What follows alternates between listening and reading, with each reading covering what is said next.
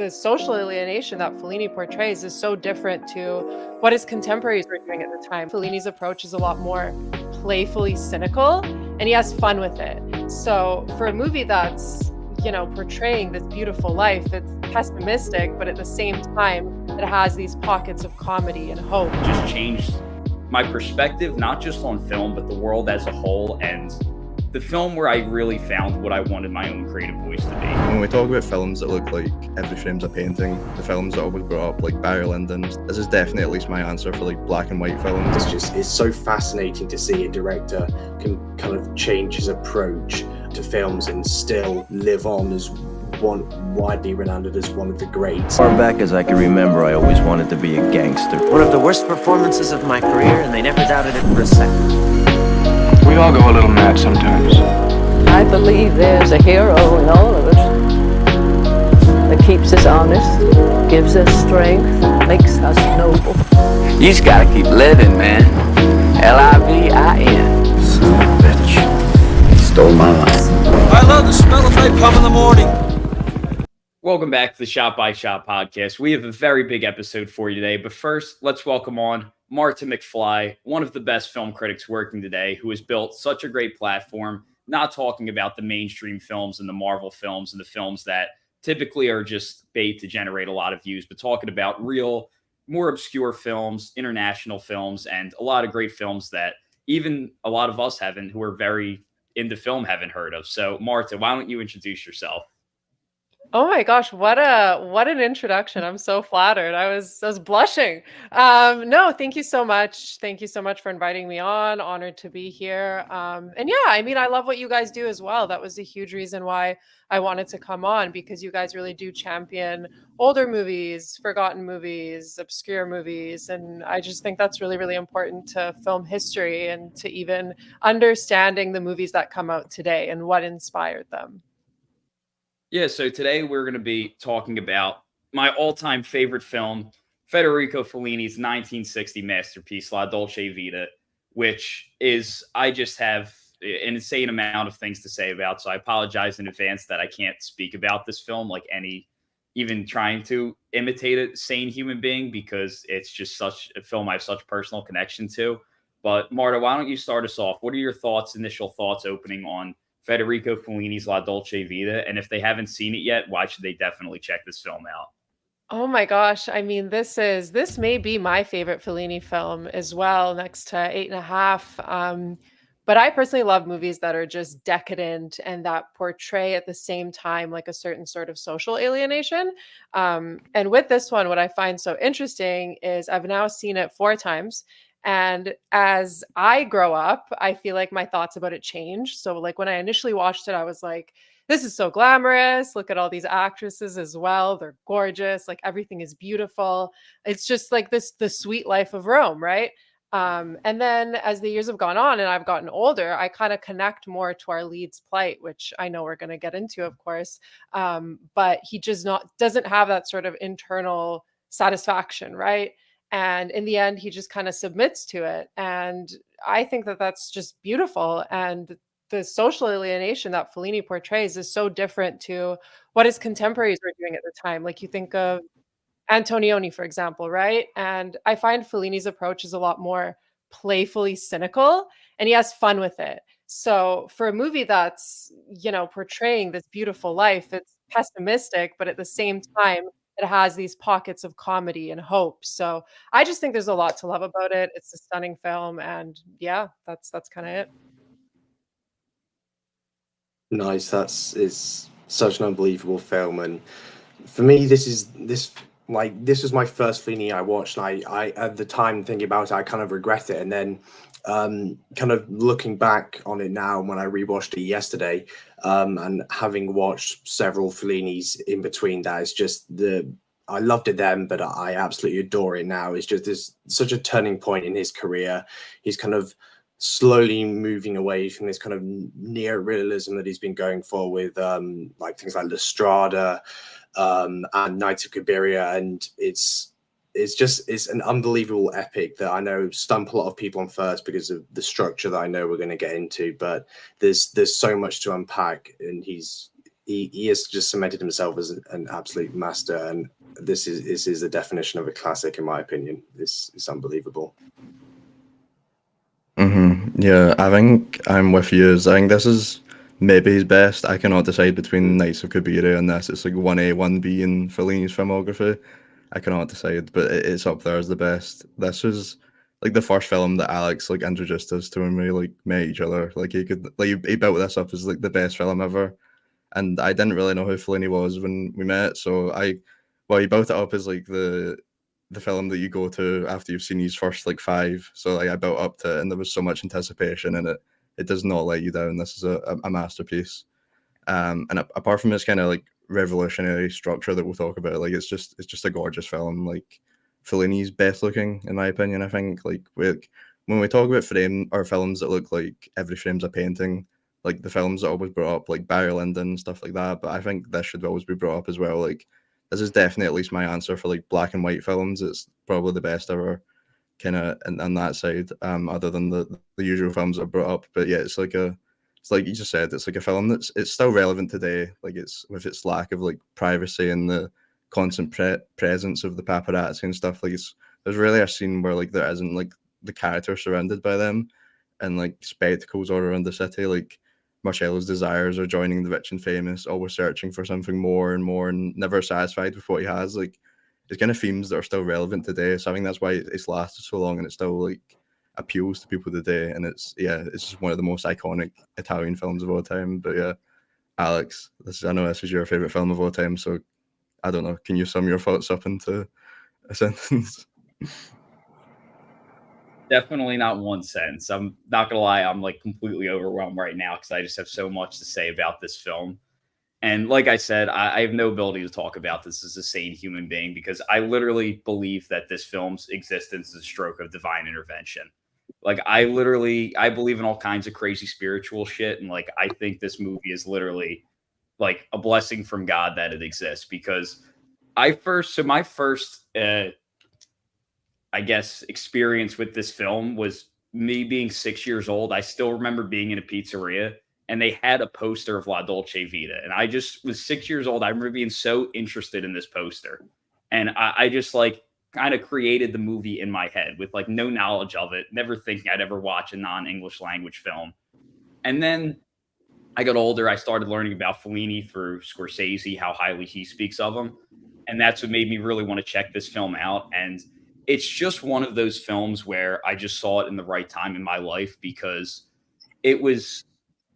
truly I was getting to a place where like I wanted to be a filmmaker. Like I really wanted to pursue this and take this seriously, but I just couldn't really let go of the fun lifestyle of being younger and, going out with your friends and doing all of that stuff. And I was sort of ending up in a place similar to where Marcello ends up. And I just feel like I saw this at the right time because once I saw this, it just changed my perspective, not just on film, but the world as a whole. And the film where I really found what I wanted my own creative voice to be. Because, when I first started making films, like I was kind of always wanted to make personal stories, but I remember being too nervous to really put myself out there too much out of, fear of judgment and all that stuff. And then just seeing how personal Fellini gets with every single film he makes and how much better those films are because of how personal they are was after that. It was like, I didn't want to just be a filmmaker anymore. That's the moment where I wanted to be an artist now. And it's just truly one of those kind of generational experiences of a film for me where like everyone has a lot of films they love, but there's those few films that just change your life. And this was that for me, where there were also so many things I had always wanted to try and film that not a lot of films did. And this film really kind of did everything I ever wanted to try to a degree where, it's not necessarily an active protagonist, but it's the world around the character changes. And the way his exterior changes, even though we're not subjectively inside his mind, we see the way his mental and spiritual state affects his exterior and just the way the world around him changes. And the episodic structure and the way he floats through so many worlds and different groups of people. And, just the, like Marta talked about, like the kind of pessimism of the film, but the beauty in that. And I talk about how I like when films are like nice to listen to musically and beautiful to look at. And I really don't like when filmmakers, there's some that I like, but I normally don't like when they take the approach of like making the film dull and ugly to reflect that. Like Fellini will still, even if it's a pessimistic film, really find the beauty in that, even as he tells a story about kind of the darkness consuming the spirit of the character. He always finds the beauty in everything, which I really like. And just kind of the loneliness portrayed not in like a Taxi Driver or film noir type of way, but like the loneliness of Marcello surrounded by people is something that I really connected with. And the most importantly, I think the biggest thing for me, there's so many connections, but also I would say just the relationship between Marcello and the city, where, obviously anyone who's watched ever heard me speak about the city of Philadelphia, like it's such a major part of just my own personality and who I am as a person. And the relationship Marcello has with the city for me is just something I connect with on such a personal level. But yeah, hopefully that wasn't too out there nuts. But yeah, like I said, I consider this film the stroke of divine intervention. It's hard for me to speak about it without the personal connection element. But let's get into the story structure, because like I said, this is not a 3-act structure film that's rooted in the traditions of stage plays. It's, film can have structure and not have the same structure we're used to of, the 3 acts. It's really like a 7-chapter episodic film. So Marta, what do you think about the structure of this film and how it differs from a lot of what we're used to in America? Good question. I mean, I love that this movie just takes its sweet time. Like it's 3 hours long and Fellini just takes his time. But I think that that also really allows you to be fully immersed in the world, right? If you let it, if you pay attention to it. And I know that some of the complaints that I have, because I've seen this with friends too, and they're like, oh, some of the episodes are more engaging, other ones are more quote unquote boring. And I'm like, yeah, but if you think about the film and its motifs, those parts are boring because they're supposed to be boring, because this is the life of a man who's so apathetic, so blasé about everything around him. So that tone should carry through directly to the audience. You know what I mean? Does that make sense? Yeah, I really found that with the last one particularly, because I always did find that like the kind of, apart from the very ending, like the party scene was always kind of boring. But I guess that is when like Marcello is kind of sick of this lifestyle and stuff, so it does like work towards the narrative as well with that. Hmm. But yeah, I really like. I mean, like I was talking about, like the development of Fellini's films as you go along, like I Vitelloni, it's like a hangout movie. Nice of Cabiria, that kind of has that episodic structure as well, but like it's still kind of pushing towards a more structured narrative than this. But you can tell like there's like with Nights of Cabiria, like there's like big kind of time jumps kind of like between the different like episodes. You can't always tell like how much time has passed, and he kind of just takes that to a different level here. Like especially like the last one, there's a big giant time jump where you don't really know how much time has passed at all, and it's just interesting how he kind of utilizes those moments when within the segments, because there's like I don't know that you just don't see it in films like this where like it would just kind of like drop whole plot lines like out of the blue and like move on, and you just don't usually see that with films. Like they'll usually have a big climax or something where it's really different with this, where it would just drop it completely and just move on, and it's a bit hard to get used to initially, but it is really what makes the film like so interesting. It kind of stands out as the kind of like great film that it is. So yeah, I really love the structure of this. It kind of made me change how I kind of view films as well after watching this. Oh yeah, absolutely. It's crazy. I know, kind of on my first watch, I still loved it, but it definitely does kind of hit you. And I know, like you guys have been saying, this is kind of one of the common complaints that I've seen. But I think it's just one of those films that absolutely and perfectly earns that 3 hour runtime, and somehow with all the themes that are going on, we've got themes like language. There's loads of different language. There's a number of different languages spoken in this film. So much culture, love, death, and literature, and it's somehow he's got all those themes going on, and each one gets its time perfectly, and it is just this culmination of life kind of happening. And by the end, we're kind of seeing all this like slowly fading out. The parties are getting kind of more tired and a bit crazier, and he starts drinking more, and it's generally like nothing you've ever seen before. It's just like this beautiful mosaic of life, but it's in its truest form, honestly, whilst mixing in this kind of subtle spiritual idea of kind of what's happening behind. yeah, it's the structure is one of a kind, and it is so good. Yeah, I blame this film for all of my bad financial decisions towards filmmaking because it made me want to make films that are traditionally not profitable at the box office and made me want to make films that are not necessarily safe or like easy to pitch films. So I absolutely blame Federico Fellini for all of my bad financial film mindset because he definitely, like I said, does not follow the typical structure.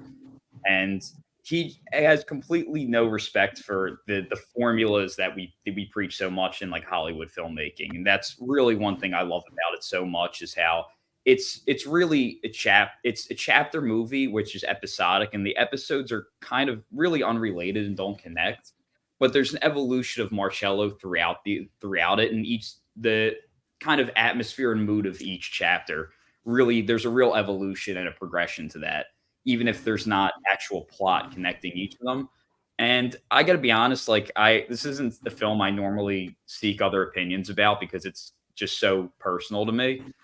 So I actually didn't know that a lot of people criticize the runtime, but I personally it flies through the runtime for me. I mean, surprise, surprise, but yeah, it's surprise. It flies through for me. Like I love every single chapter. I don't know which one's my favorite. I guess what would my favorite be? I don't know, but there's honestly now it has to be four at Steiner's house has to be my favorite. But it's I like how we get these little glimpses into different characters' lives, and Fellini never exposition dumps ever. And I think a big thing in his films is he doesn't he lets the pictures talk, and there's a lot of the characters never really saying in the dialogue what really matters. Like La Strada is really a film about two people who can't communicate. Eat, Beat, Alone, those characters definitely never talk about the truth of what's going on. And same in Nights of Cabiria, there's a lot of neglect towards the truth and in terms of the dialogue. And I think Fellini once again brings that here where the characters are never really speaking about what's important. See that, for example, in the chapter with his father, where we get hints of his backstory, but it's only a glimpse where we can kind of make our own ideas up about filling in the blank of the rest because it's really just these glimpses to a lot of different worlds within Rome and just kind of this adventure, how the film exists as a portrait of 1950s Rome, almost like, I know this is going to sound pretentious, but like a painting in a museum, how it's like it can be a portrait of a time and place. This is very much just like an artistic portrait of Rome as a city. And we go through so many different worlds of it with Marcello, which I really love so much. And I just like the way we see this evolution that's not necessarily a plot evolution, but more of like a spiritual evolution in terms of the mood and the world around the character. But I think it's a good time to get into the first chapter, which is of course, we have the kind of opening little segment with the helicopter and the statue of Jesus, and then into the first night with Maddalena. So, Marta, start us off. What are your thoughts on the first chapter of La Dolce Vita? Oh, with Maddalena. Wow. I mean, I think that she as herself is a very interesting character. I think as the years have gone on, she's probably my favorite character in the film, actually, because she's so glamorous and powerful, yet she's also really mysterious and sad, right? And to me, at least, she's a symbol in Marcello's life for all the temptations he has of this hedonistic lifestyle. And she introduces us to it, right? It's the first scene. That's where we start learning about this life that he's living. And she's a vessel for that.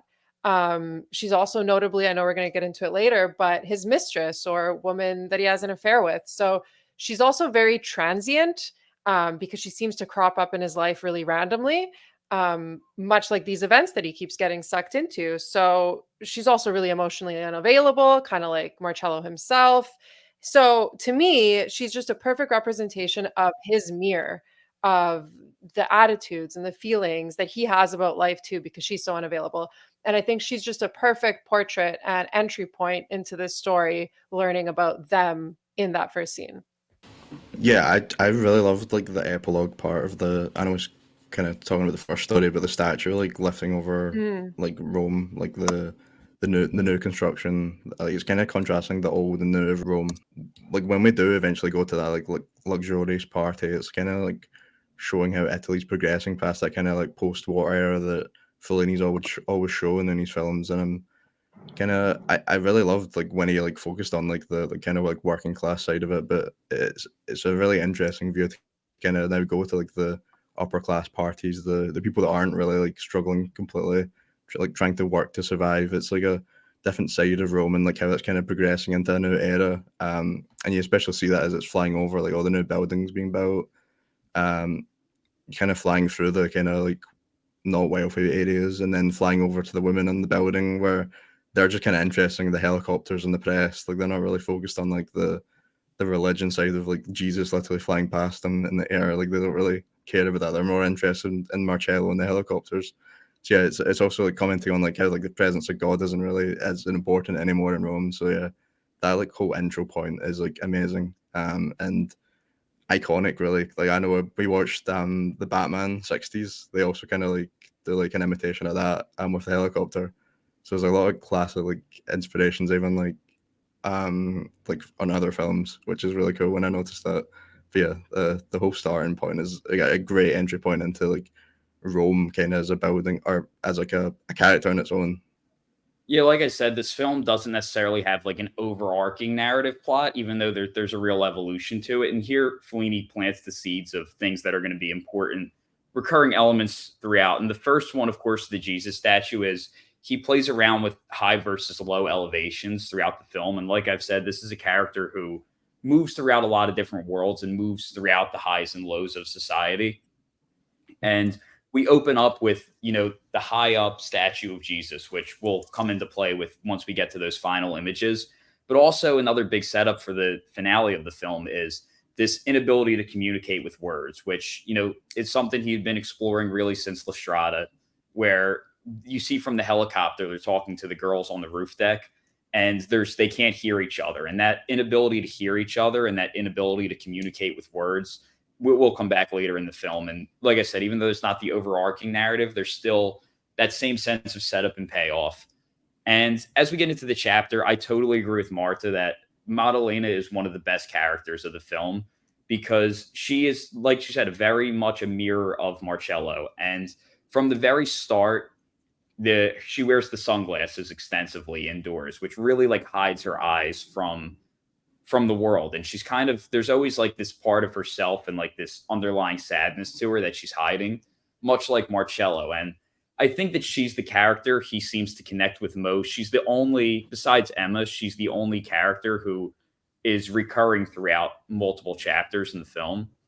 And yeah, I think she's just such an interesting character because she kind of has that same sort of lack of direction and kind of lacking, like her spirit spiritually has kind of been drained by this lifestyle and this inability to leave the luxuries of it, but also paying the price of the kind of lack of fulfillment that it brings.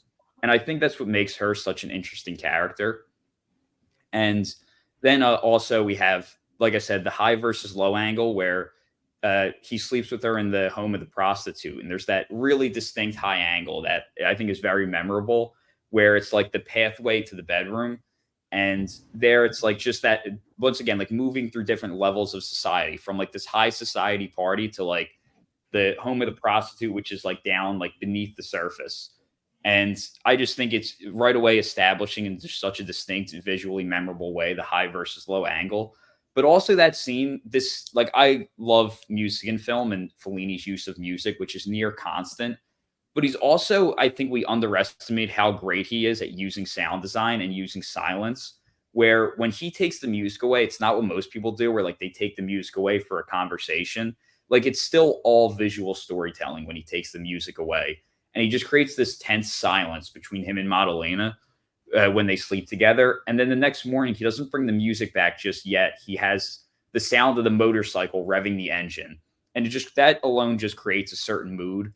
And I love how there's always kind of these bystanders witnessing things like they would in real life, where in many Hollywood films, like the world just shuts down around the characters. They have their conversation and like everyone around is just like meant to not be noticed. But Fellini calls our attention to, and giving like closer, like medium close-up shots, the people who don't say anything and are just happen to be in the right place at the right time, like observing the things that are going on with high society Italy, and just like the motorcycle revving engine. In addition to that, creates a certain mood to it, and also kind of backtracking a bit. That first party, it establishes the great Fellini ground swapping, I call it, with like his intricate blocking with camera and actors moving in such a distinct way between moving your eye from the foreground to the midground to the background and just constantly moving your eye all over while moving the actors and moving the camera in such an intricate way that only Fellini can pull off with such fluidity.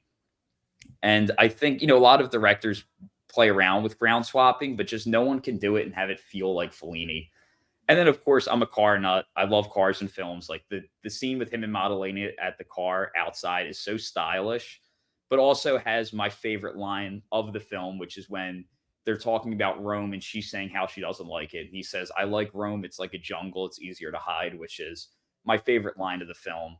And yeah, chapter one is just, it sets the tone so perfectly. It kind of like seduces us into this high society world, which is going to make us kind of participants along with Marcello and everyone else, because Fellini really makes us an accomplice, and he really sets the tone of kind of luring us into this world, even for when it's going to get uglier later in the film. But he definitely elevates the beauty of this world in chapter 2 with the movie star of Sylvia. So, Marta, why don't you start us off? What are your thoughts on chapter 2? One of the most memorable chapters. Definitely the most memorable. How can it not be?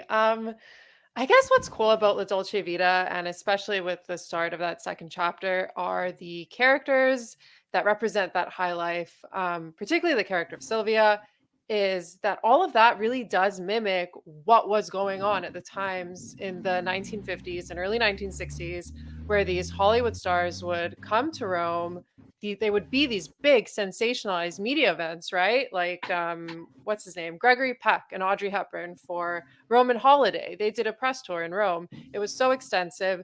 And these stars would hang around Via Veneto, which is where the majority of the movie takes place too, making it this cosmopolitan area in Rome. So all of that is really real. And I love that. And then Sylvia herself, she's just larger than life, but she's so different to Maddalena. I think she's this physical representation of this sweet life and luxury and everything that Marcello is chasing, but at the same time, it's never going to be his, right? And what's cool about Sylvia is once we get to know her past that sort of glitzy and outwardly experience during their night together, she's so lonely and she's just as empty as Marcello. And that means that, I mean, even though she has all these things that he wants, it's still a superficial lifestyle, right? And she's still just as lonely, just as lost. And even with all that excess, it seems like what makes her most happy are those simple pleasures, like when she finds that little cat and she gets so attached to it, right? She's just a wonderful character that speaks to Marcello's own self-reflection of what he really wants, in my opinion, at least. Yeah, it really does like emphasize the like commercialization of Italy, like with the fountain and stuff. Like it's really iconic in films. I think even Maddalena like looks like Audrey Hepburn, like her hair and stuff. So yeah, there's a whole bunch of stuff with the celebrities. Like there's so many different like nationalities and stuff in the cast as well. And she's kind of a contrast to Maddalena Sylvia. Like she loves the attention of the press. We kind of see at the start when they go into the strip, she kind of despises the paparazzi, whereas like Sylvia goes back for a second run. She goes back into the plane and comes back out. She like really loves the attention from them. And she even invites them back to her hotel room, and like answers a bunch of questions for them and stuff. So like she really likes the attention. Probably one of my favorite lines is in the plane when she's coming out. "If I see her, I might kill my wife." One of the guys says. But yeah, she's again just like Maddalena, really contrasts like the two sides of his life, and like he's got his wife sitting at home like in this really like cramped, unrenovated flat alone, calling him up, and he's in this really fancy hotel room filled with people, like almost in a party area. So yeah, it really sets up the like both sides of his life and the conflicts of like that are going to be around him for the rest of the film. And I think this also has some of the best musical moments in the film with the rock and roll band, and just her dancing about it. It's like the longest like section in the film, and I love that as like the musical moments and all the actors and stuff and coming up and dancing or whatever. So like those are the best moments in this section, I think. Yeah, it's easily the most like memorable moment in the film as well. Just that character.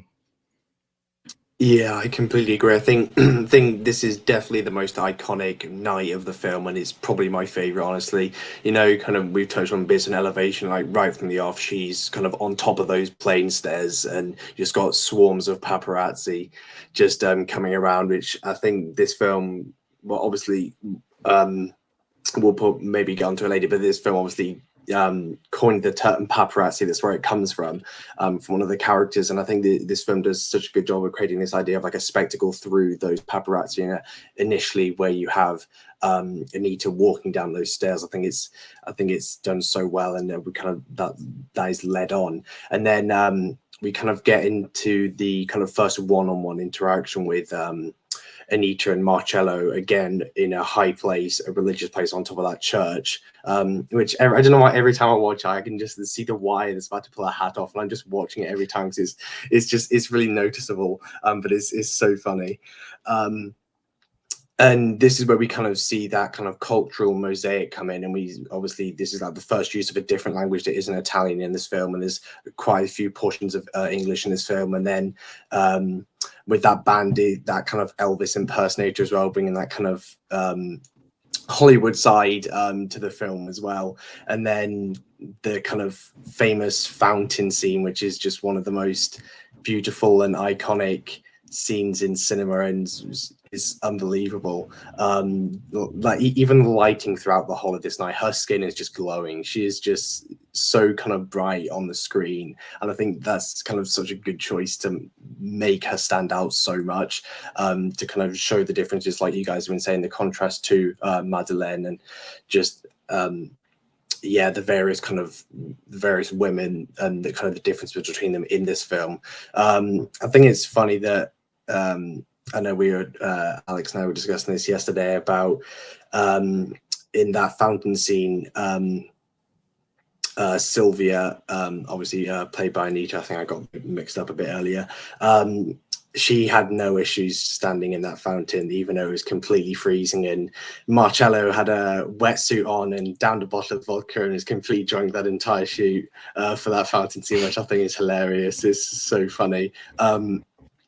But Rome as a character as a whole is just this sense of love and the architecture and the kind of somehow like loose framing even within such kind of tight areas, and I think he does this a lot throughout, creating this kind of sense of freedom even though there's a lot of parties and there's a lot of tight areas, and this is kind of one of the more open sections, especially that fountain bit. But yeah, this is probably for me the most memorable sequence of the film, but that's the whole film really. But yes, it's just unbelievable. Yeah, I agree. I think this is the most seductive for the audience portion chapter of the film, where if you weren't kind of sold into this high society life by chapter one, I think most people are after this, where it's really just like a showcase of beauty, this chapter, and everything beautiful about high society Rome before we kind of see the ugliness later in the film. But right away, we also see the staging of the beauty at the same time, where she walks out from the plane, and then what she goes back in for a better shot. And we're kind of, Fellini's calling our attention to how the cameras are, to a degree, deceiving us. And then it starts, maybe not on first watch, we start questioning, okay, well, we see how the cameras are deceiving the press, like the press is deceiving the readers of, 1960s Italy.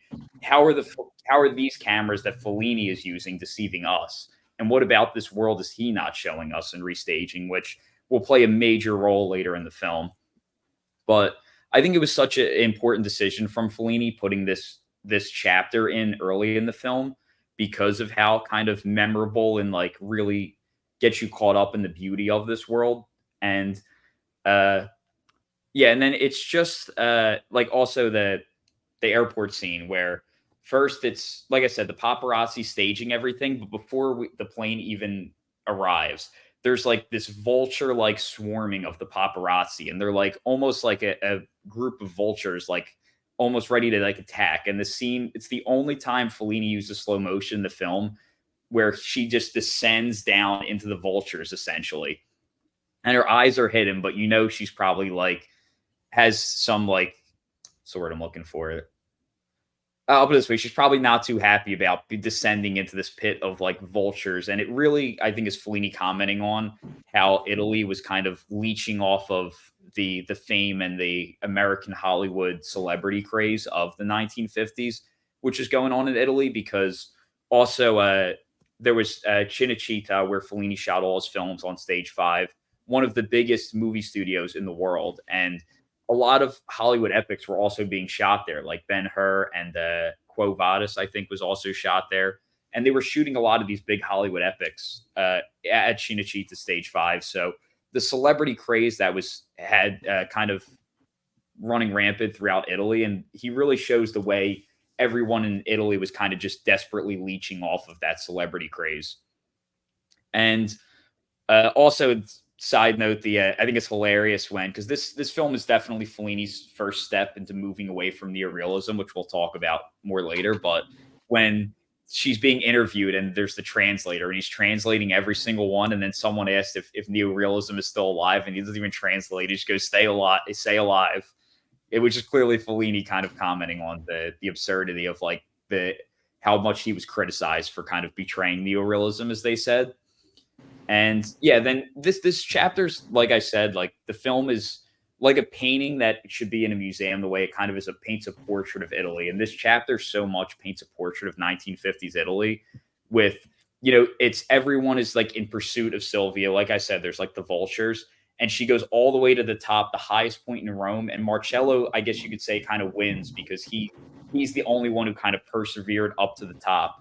And then afterwards, we get the transition into the real like romanticized dance, which really, like from a like logistic perspective, like it's like, okay, well, how do we get from here to here? But no one thinks about that because it's such a heightened feeling in the audience at that moment. And it's really like an expressionist feeling of like once he's made it to the top, then we get the romanticized moment.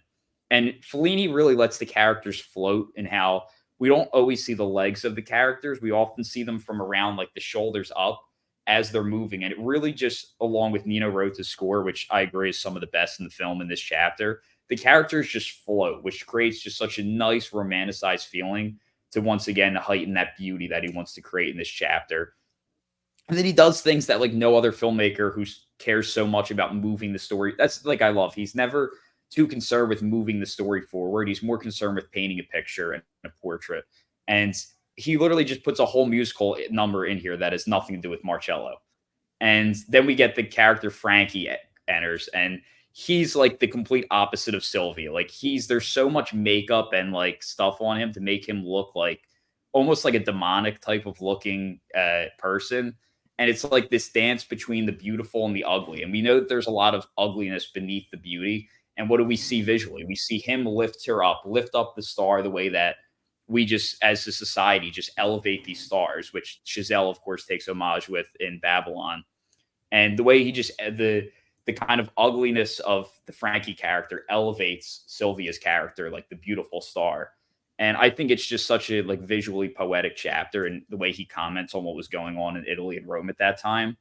And then, of course, the most iconic shot of the film, the Trevi Fountain scene, which, I mean, it's literally like a painting. I think like his hands don't even touch her because it's like in his mind, it's like touching like the Mona Lisa. It's like he sees her as like such a work of art to a degree that he doesn't even want to interfere with the beauty of the moment in any way.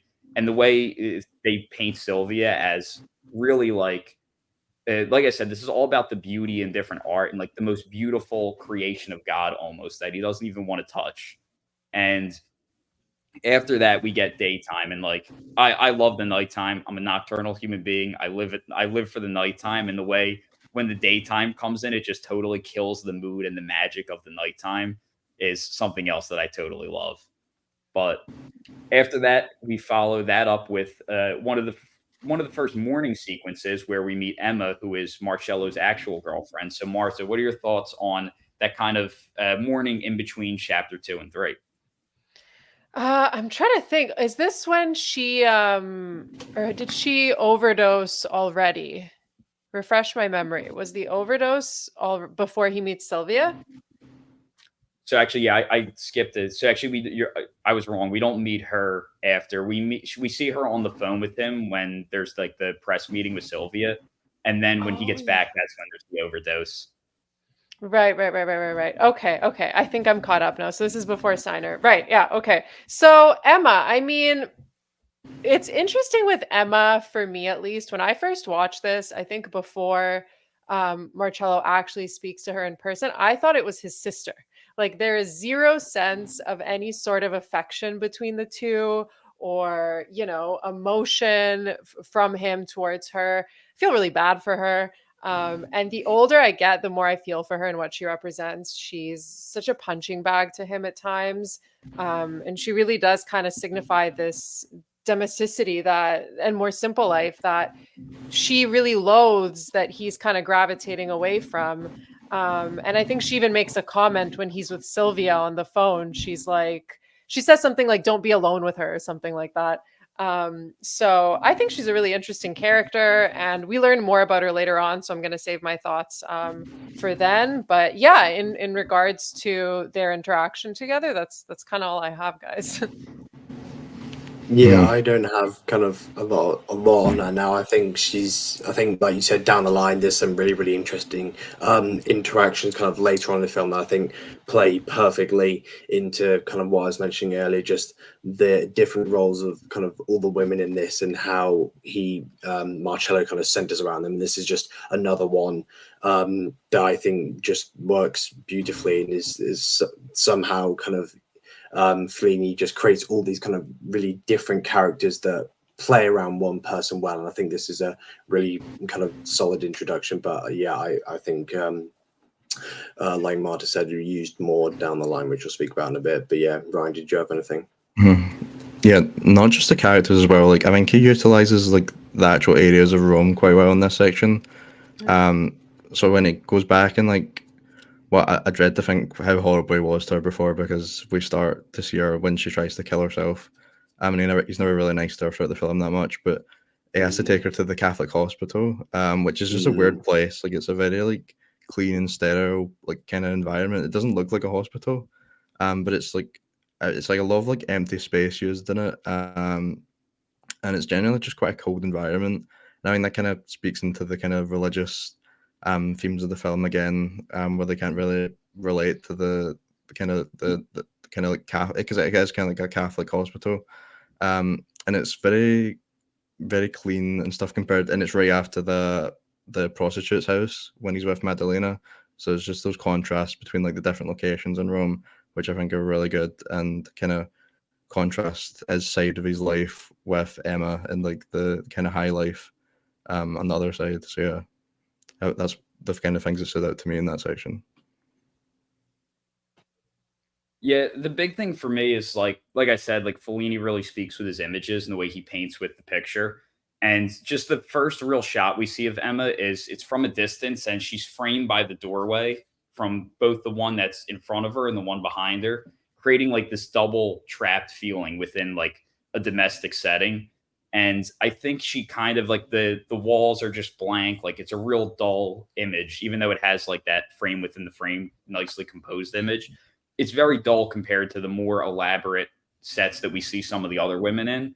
And the way he paints, like I said, he lets you know a lot about the characters by the environment he paints them around.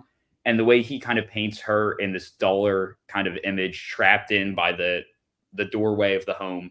And kind of I think she represents, like, I'll talk more about it later, but this like sort of normality life away from high society that Marcello really resents. And I think just that really brief character introduction, just the way he paints the world around her, lets us know so much about that character to set up what she's going to be and the conflicts with her in the chapters that come a little later. And yeah, I think then then after that we get to the morning with Steiner, where we're introduced to him, and we're introduced to him in a church, which I don't think is a coincidence at all. And yeah, so we're introduced to him in the church, and we just see the way Marcello reacts to his music. And I think just the way there's sort of like a longing in his face when he's reacting to it. And I think that really lets us know a lot about what Marcello feels is missing in his life. And then of course we go to the scene of where this is the search for the Madonna, kind of juxtaposed between the Sylvia scene and the scene of the search for the Madonna with the Emma kind of introduction in between. So Marta, what are your thoughts on that first Steiner morning along with the chapter 3 of the Madonna? Yeah. So the Steiner thing, I mean, you brought up a really good point, his reaction to his music, right? And how he's kind of seeming to long for that, right? That more sort of intellectual life and intellectual living. But with that longing, I also kind of see discomfort. He doesn't seem totally comfortable in that environment. He kind of backs away from the door.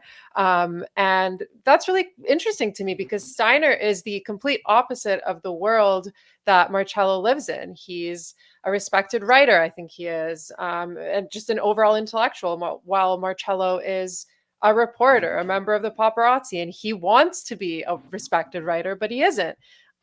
So Steiner is less shallow than the world that Marcello is indulging in, and we find out more about that later, so I'm not going to say too much. But yeah, I think that's a great sort of introduction, and the scene itself is it's a lot more quiet until he starts playing the organ, is it, or piano? I guess kind of same thing. But yeah, things are just a lot more muted and quiet, and then we get that scene with the Madonna, and it's just Marcello again being thrust in these situations that are, in the grand scheme of things, a lot more meaningful than this lifestyle that he's living. And how does he absorb that, right? So yeah, I mean, I think that's kind of all I have to say. I think Emma's with him in that scene too. So that's another important scene where she starts noticing, hey, his values and what he wants out of life are so different to what I want. And I'm only discovering that right now due to the seriousness of this situation that's in front of us. Yeah, so that's kind of all I have.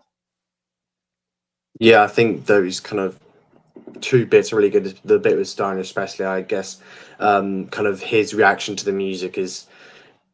Well, I mean, it's almost like I'd have the same reaction to that kind of music, and I'm sure like a lot of people do to the music used in this film because it's unbelievable how it kind of moves it through scene by scene, and there's so much difference between the music, and I think that reflects so well, and that's a great introduction for Steiner's character. But I think the bit with the Madonna is really good as well, because like Ryan, you were saying, kind of the different areas of Rome, we're kind of in the outskirts now, and it's a lot more open. And I think this kind of reflects that well, especially kind of as we've kind of moved on a couple of nights and we're kind of slowly moving down that kind of social status, I guess. And this is kind of another step down, I guess, from the highs where we were with Sylvia. And the idea of kind of the paparazzi in this scene as well. Obviously, I'm pretty sure the loose translation of paparazzi is like something like flocking or like packs of people, and this kind of reflects that again, idea of the spectacle that I mentioned earlier, and especially with that kind of religious figure that is the Madonna, that we kind of see at the start with the statue through the air, and then obviously ties into bits at the end. But yeah, I think this is such a fantastic scene, especially I've noted there's bits throughout this film, like just such bright lighting, and we see it later on between that scene between Marcello and Emma, which we'll get onto. But this is kind of another one. There's something about it, like I mentioned before, there's such bright lighting in a lot of scenes in this film, and I think it just makes everything glow. But even for like the night scenes, I think it just stands out so well, and it looks absolutely gorgeous. But yeah, I think this is such a fantastic scene, and kind of the start of seeing death in this film, which slowly starts to appear as we kind of get further down the line.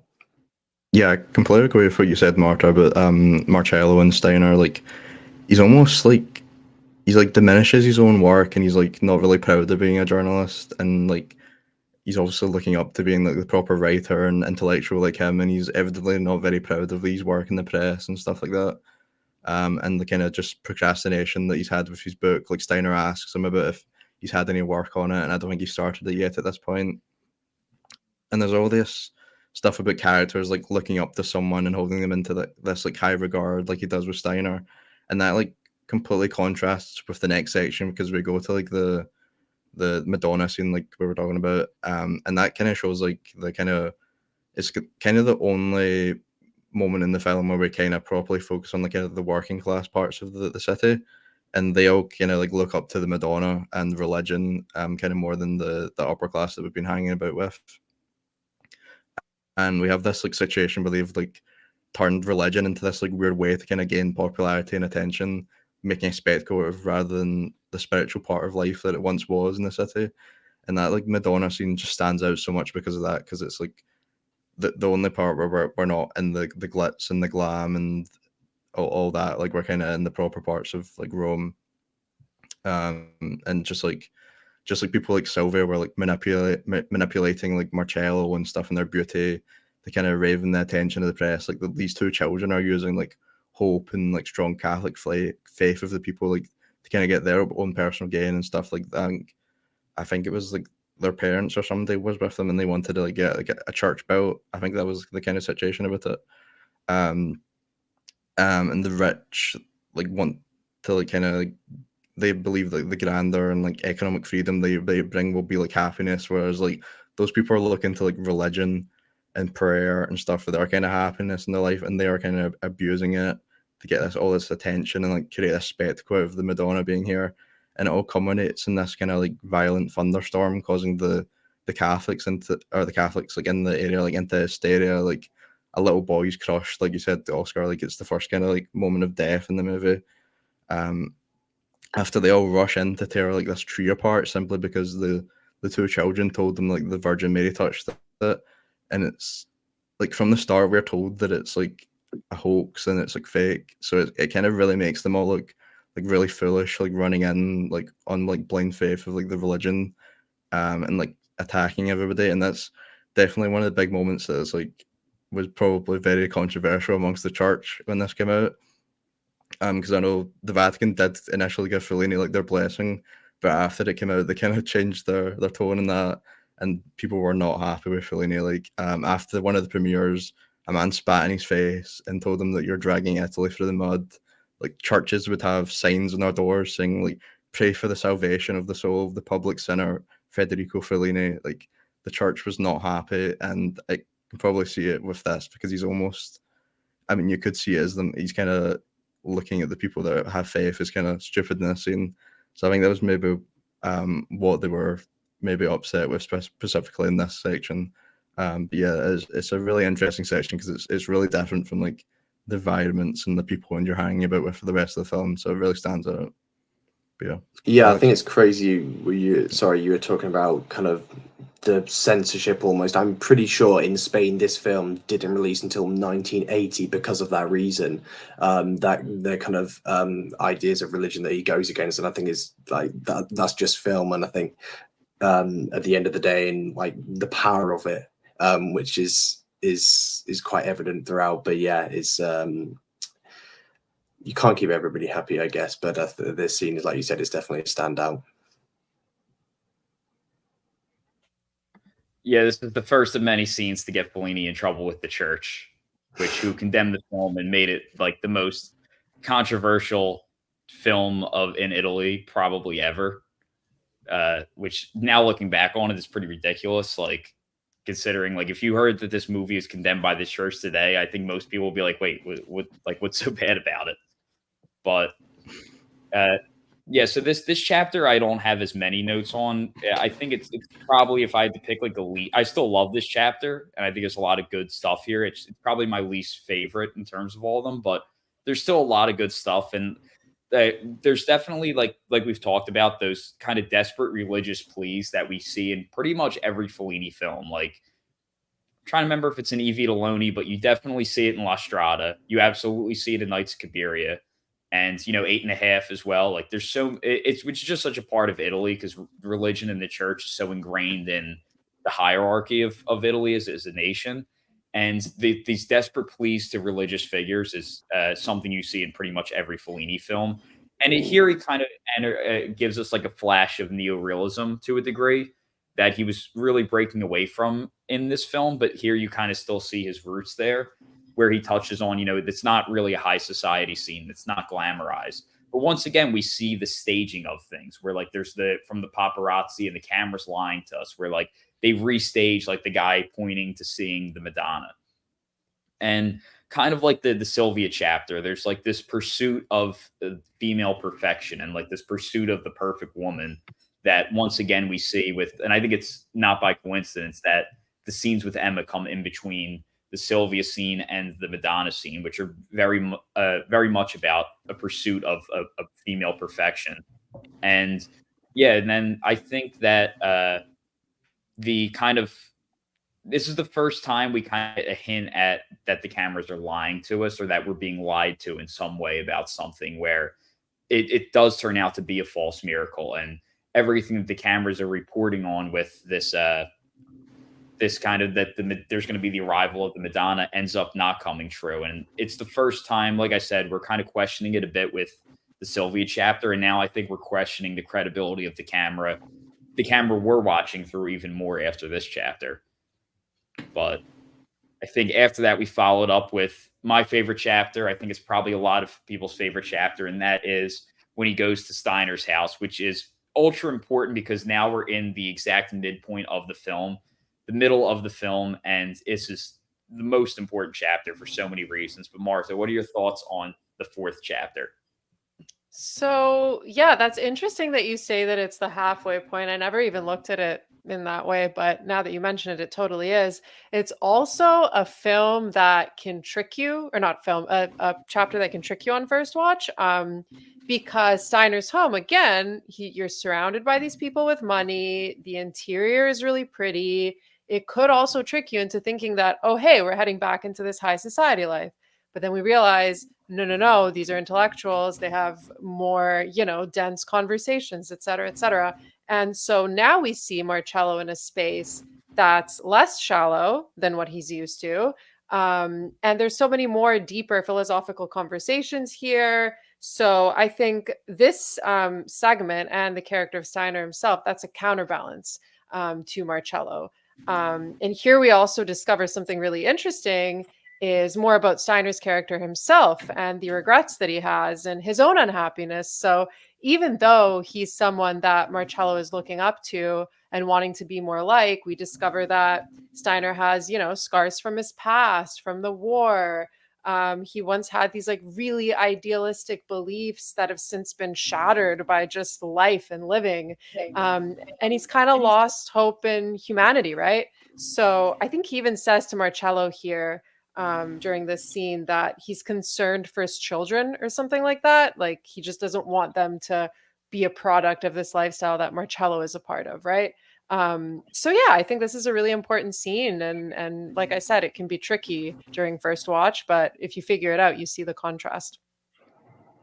Yeah, I think this is again another fantastic scene. We kind of moving into this really luxurious house. There's people who are kind of reciting poetry, and they've got all these kind of philosophical ideas, and it's a massive contrast from it's kind of one end of the scale to from what we were just at with the Madonna, and this is the halfway point. We'll touch on more later, but this is the kind of the start of the spirituality that we see. And we see it kind of like one bit that I'll touch on later with that POV shot, but in particular with Steiner's character, where Marcello's kind of confessing to Steiner about kind of how much he admires him and what he kind of means to him. And then we see Steiner, who starts to kind of spell out that he wants to be more of a spiritual guy. And then I'm not sure if it's this scene, I can't remember, but is this a scene where where we see that ghost reflection of him, where his reflection doesn't match what he's doing, and this is kind of such a turning point in kind of the meaning for this film, and what kind of happens throughout the rest of these sequences. But we'll touch on that a bit later. But yeah, this is again another absolutely fantastic sequence that Fellini just adding on new themes by every night, and still managing to kind of get everything across in the way he intends. Yeah, like you said, Marta, I think this is a scene that at first watch it kind of seems like the kind of normal environment that we've been in, but on rewatch and when you go back to see it, it kind of really is like the center point of everything that like changes Marcello around the film, like kind of meeting the Steiner character and his development throughout the whole film, because he's one of those people that he just kind of looks up to and holds them to this really high regard. He's very clearly looking up to like, and just not just like a career point. He's also wanting in his personal life. Like he's successful. He's married. He has 2 kids. He's also looking for that in his life. And then obviously when Fellini later then kills him off, I think this is more him kind of emphasizing that people shouldn't be put in these pedestals, and they're not all perfect. And like as we might think, and like, as we say, he commits this like really like horrific act. And I think there's just this sequence of like sections just talks about a lot of everybody putting people on pedestals and like holding them to really high regards. And there's a lot of stuff with the themes with celebrities, and they're even more relevant today, I think, even more than they would have been for people in the 60s watching this, because back then I feel like it would be a different way watching this, because they're almost getting this insight into like the upper class, like rich parties and stuff, whereas today I feel like we get like a lot more view than that with social media and stuff. So I think it's a lot more relevant. It's not like a niche thing like they would have been in the 60s when you're watching it. So yeah, this is really the middle point, is really where the film changes, and I think it's probably the most important section as well for his character leading on to the rest of the film. Yeah, I totally agree that this film is as relevant today in terms of, probably should have talked about that during the Sylvia chapter, but just the idea of celebrity and this false image of perfection that is so relevant today with social media. I know it's kind of like a bit we talked about with some of the things with Sunset Boulevard, a different way, but when we did that episode. But yeah, I think I got to be honest. I think something about this subtly feels a little different right away from the other parties, and it's really because right away the first thing he opens up with is breaking the fourth wall, and this is something Fellini had done a bit of in his prior work with like Knights of Cabiria. Of course, it uses it in a more noticeable way, but this is where Fellini really kind of starts breaking the fourth wall, which he would go on to use more and more in a lot of his work, with it kind of coming full circle in Satyricon, which I think is some of the best use of breaking the fourth wall in all of film history. But I think he really, because if you look at a lot of old paintings, especially a lot of the old Italian paintings that I'm sure had a big influence on him, there's a lot of breaking the fourth wall in painting. And I feel like Fellini was kind of always wanted to bring that to film. And just from the start, that even if you're not aware of breaking the fourth wall as something that's abnormal, it just feels different, I think, right from the start. And we don't open up on Steiner, we open up on the wife before we enter this room. And I think it's just such great subtle foreshadowing, not really like in any way, just the fact that she's alone in the center of the frame, totally our focus and the first character to break the fourth wall, I think just makes her stand out in such a subtle way, because obviously we know she is going to expose the true ugliness of this world and a lot of the truths of the film. And then we get the first, or the only one in this film, he brings it back again in a half, the point of view swap, where first we're in his point of view and then he comes into the frame around the camera. And it's just that first, like, it creates a sense of uneasiness right away. And it's just something about this feels a little bit different. But then soon we kind of really get intoxicated with this world in such a different way from the ones we've seen prior, where before it was more about just like the beauty and all of that. But here, this is like a place of escape where the conversations are much more interesting here than the kind of more meaningless conversations we've seen in the other chapters. And there's really just, this is where Fellini showcases such an absolute appreciation for all forms of art, where, you know, the one thing about Fellini that makes him differ from all the other filmmakers that I really admire is that Fellini really is not a big cinephile or a big fan of movies himself. He doesn't really, he said multiple times he doesn't actually really watch a lot of movies aside from like the Charlie Chaplin films that influenced him growing up. He wasn't like a Martin Scorsese or Wong Kar-wai, like a film buff necessarily. Like he really wasn't as, he didn't really go to the movies like that, but he had such an appreciation, I think, for every form of art. And I think what makes his film stand out so much is that he doesn't just draw from other movies and what most people in America do, draw from the stage. where he knows that the stage play is not the only form of art cinema can draw from. And he really shows here a showcase of appreciation for every art. We see them admire a painting. The one woman in there is a writer and a poet. We hear her speak. Of course, the music, there's the live musician there. And of course, this film is such an appreciation for musicians. But also, they stop and they listen to sound, like the art of sound. And we see just an appreciation for every form of art. And then there's the scene where, once again, we follow Steiner into the room and assume that we're in Marcello's point of view, but Marcello never actually moves. So this is where I think it really deceives us, especially, is how it's actually, when Steiner goes in that room, we follow him. This is Fellini's first flash of surrealism, which would become iconic to him. And there's this talk of a search for honesty that was a major theme and kind of a creative motive of 8½, where this is the first kind of building to where Fellini's career was going to go, and this search for, because this scene's about what Marcello really wants. He wants to be a real artist. He wants to be a real intellectual, but he just can't help himself to break free from this life of just seeking instant pleasures and kind of the seduction of the high society lifestyle, and which is more like short-term pleasures he can't break away from.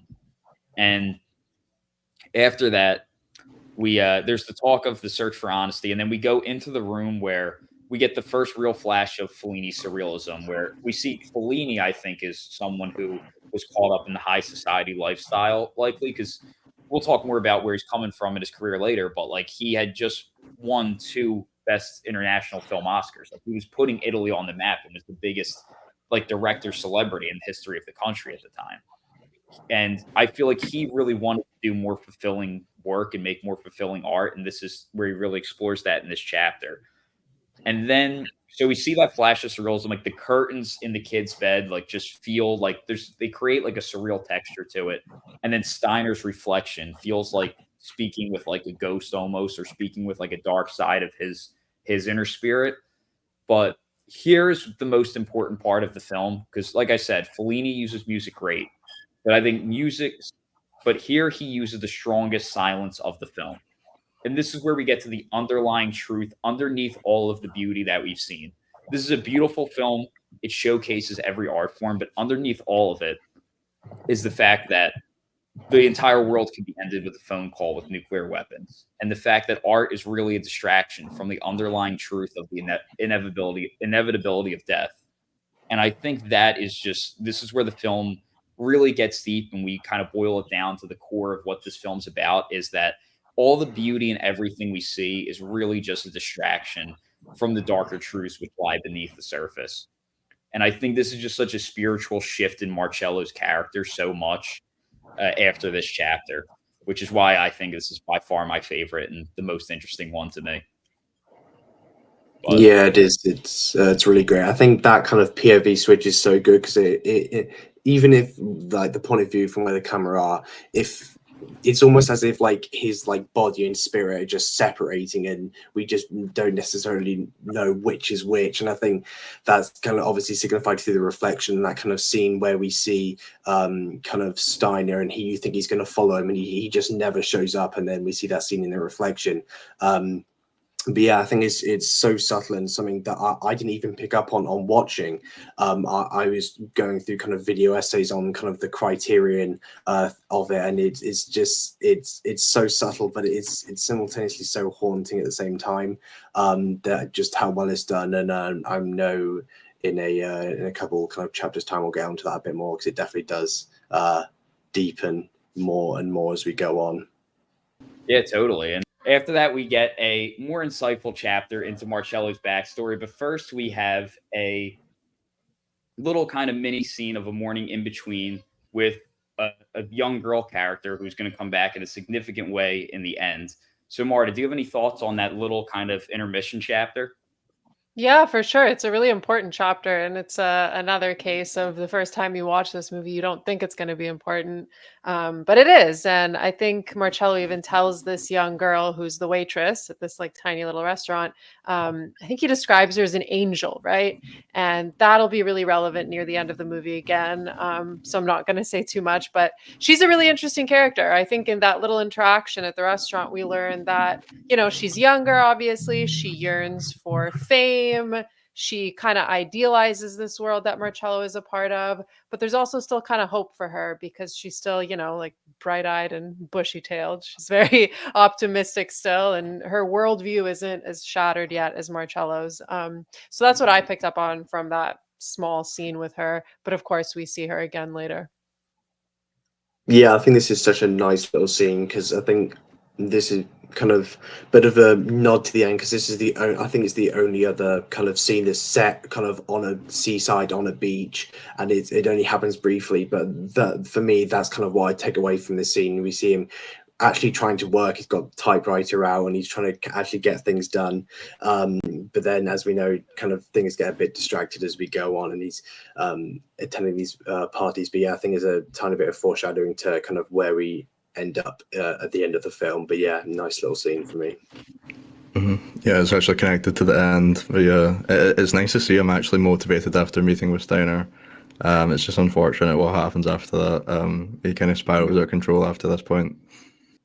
This is a super important kind of mini chapter because this is coming off of the Steiner night where he just feels so much inspiration, and it's a bright day. It's super bright. It's a peaceful aesthetic. Also, it's worth noting that it's on a beach because beaches are something that we see in every Fellini film, except maybe not Nights of Cabiria. I'm trying to think if we see a beach there, but it's definitely in La Strada 8.5, like pretty much every Fellini film. Juliet of the Spirits, it's there, where he uses the beach because Fellini grew up on a shore town. Rimini was a shore town right by the beach, and he always like had it. I think it reminds him of his childhood, and of course, the young girl there is like a youthful presence, and like I think reminds him of like this youthful, idealistic inspiration. And of course, she's going to come back in a major way. But I think the fact that when she enters the film, it's in this moment of heightened inspiration coming off of Steiner is a very important setup for how Fellini's going to end the film. But yeah, after that, we get a very important chapter, which gives us some insight on Marcello, who, like I said, Fellini doesn't ever use exposition. He doesn't really tell us about the character. We just watch the character do things and are left to kind of put the pieces together on our own and fill in the blanks on our own. But here we get a little more. We don't get a full exposition dump, of course. We just get glimpses of and kind of hints at what his backstory is like. So, Marta, what are your thoughts on the 5th chapter where we meet Marcello's father? Yeah, I mean, I absolutely agree with everything that you're saying. We're given little pockets, right? And I think it's also interesting that we meet Fanny, the waitress, at that little cabaret bar. She's really interesting. I think this segment really showcases different parts of Italian culture, and Fellini's commenting on them. So you have Fanny, who's kind of she's a part of this like hedonistic lifestyle, but at the same time, she's very grounded. Like it's just her job, She's not indulging in it. She's just doing it for work. So she doesn't really sacrifice her morals. And then you get the little intermingling between her and Marcello. Then he introduces his dad to her. And with Marcello's father, I see him as a generational divide in the movie from Marcello. He comes from, I guess, this more rigid and more probably religious lifestyle than his son is, right? And you see that divide between them too, because they end up partying together for some time. Then he has it's a heart attack, I believe it is, at Fanny's place later on. And he kind of quiets down. And to me, that's he's just literally thinking like, what am I doing with my life? This isn't what I usually do. And in that scene as well, we see that him and Marcello aren't really connected. They don't really know each other that well, right? Which leads me to wonder what was his upbringing like, because he even tries to help his dad after this heart attack, and his dad kind of brushes him off and goes away. So that generational divide is really, really apparent in that entire segment. Yeah. Yeah, I think this scene is so fantastic again, like I've been saying, kind of these introductions of these female characters and like people from his past. And I think it's really interesting that she takes a more of a liking to his father rather than himself, showing more again like this passive protagonist that we've just seen throughout the entirety of this film. And he's just kind of sat there in the background for the majority of the time. And I think their relationship, like as kind of little parts as we see, I think it's really interesting. And then, of course, after he suffered the heart attack, the bit you're saying where he just kind of leaves on the taxi, I like that last shot of this sequence is just the taxi leaving on a high up angle, that sense of elevation again, to show kind of his position. And it's such, like you said, Alex, Fellini not using exposition a lot, which I love because I severely despise a lot of exposition. So this is kind of feel like a filmmaker kind of for me. But the kind of little bits that we do get, I think, is just enough for us to kind of recognize their kind of relationship and how it's not kind of fantastic, especially with that ending shot that I just talked about. But yeah, this is again just we've been saying time after time, just fantastic chapter after fantastic chapter.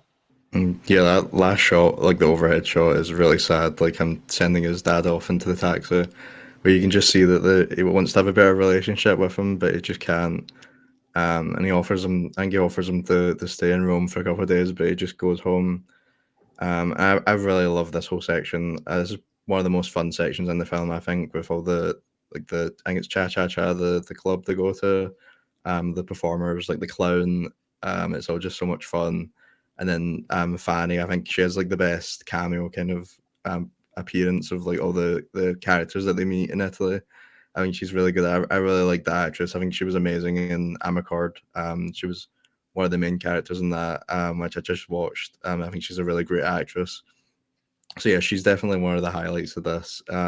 Just love like the relationship between her and his dad. Like he's very flattered that this like younger woman is like giving him so much attention, and like she comments that doesn't even believe that he can be the age for his dad, and he's just having such a good time actually being out in the nightlife of Rome. He mentions that it's very different from back home. They meet on the strip, but it's like the really populated part of the like nightlife of the city, and it's just you can just tell it's very different for the generational divide, like you were saying. Like it's something he's not used to, and he's kind of enjoying like the glimpse at like the upper class like high life parties and stuff that his son's been living in. So yeah, it's just a really fun section of the film, I think.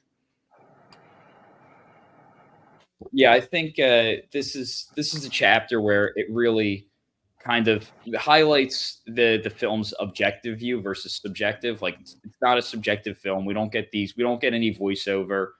We don't get like these strong close-ups to really let us know what give us a hint as to what the character's thinking. We don't get the music really is not. It's more about conveying the mood of the space rather than always just subjectively whatever Marcello's feeling. And here we really realize that because we just can tell something's not right with Marcello. We can tell that we can see his desire to spend time with his father, and we can see how kind of upset and the way it kind of is consuming his mind when his father's like off worried about, sleeping with Fanny rather than, spending time with him. And I think this is like when we start realizing, like, yeah, why is Marcello the way he is? And like really, like I said, learning more about his character and even little things that Fellini does to show visually without words how he's feeling, like everyone's singing in the car, and Marcello is there's just no joy on his face. And once again, we're in like the kind of high society club, but Marcello's not enjoying it here. Like we can see that, we got a hint at some things that he wants that his life lacks in the Steiner chapter. And here we're also seeing that because we really don't see any strong relationships in Marcello's life. It's not even like there's like a best friend character who like is there along the way.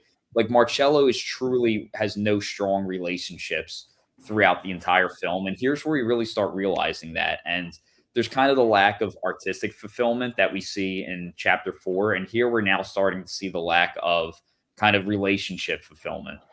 And also we know that his father, like from what they say, we learned that his father was like always out all the time, probably cheating on his mother a lot, which really explains a lot about why Marcello is the way he is.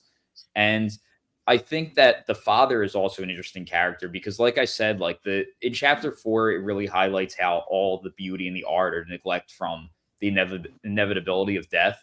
And here, I think the father really it kind of neglects Marcello as his son. At least my interpretation is that he's neglecting Marcello as his son and neglecting like his because he really wants to neglect his own age, like identifying that like being a father to Marcello is accepting like okay, I have a son who's like not a kid and accepting that he's like older and would have to settle down where I think his father's getting older, his father's worried about death and like when he has that stroke or heart attack whatever it was, he's looking out the window and needs to leave right away because he needs to be on the go constantly distracting himself from the inevitability of death and like his real problems. He needs to feel like he's youthful by going around and sleeping with women and exploring the world because to him it's like it's youthful behavior and he wants to feel like he's younger, I think. And I think that that really is like it ties in with a lot of what the film is, which is this film is about characters who are always neglecting what's important. And I think that's really highlighted here. Side note also, Fellini, of course, loves the circus. So we can't not mention Fellini's love for the circus that clearly comes across here. And some good visual storytelling with when Fanny first comes out, there's this statue with like an arm hanging over, and it hangs over the father when he sees her. And then when I think he goes and dances with her, we see the arm now hang over Marcello, which is, I think, definitely very symbolic, can be interpreted a bunch of ways.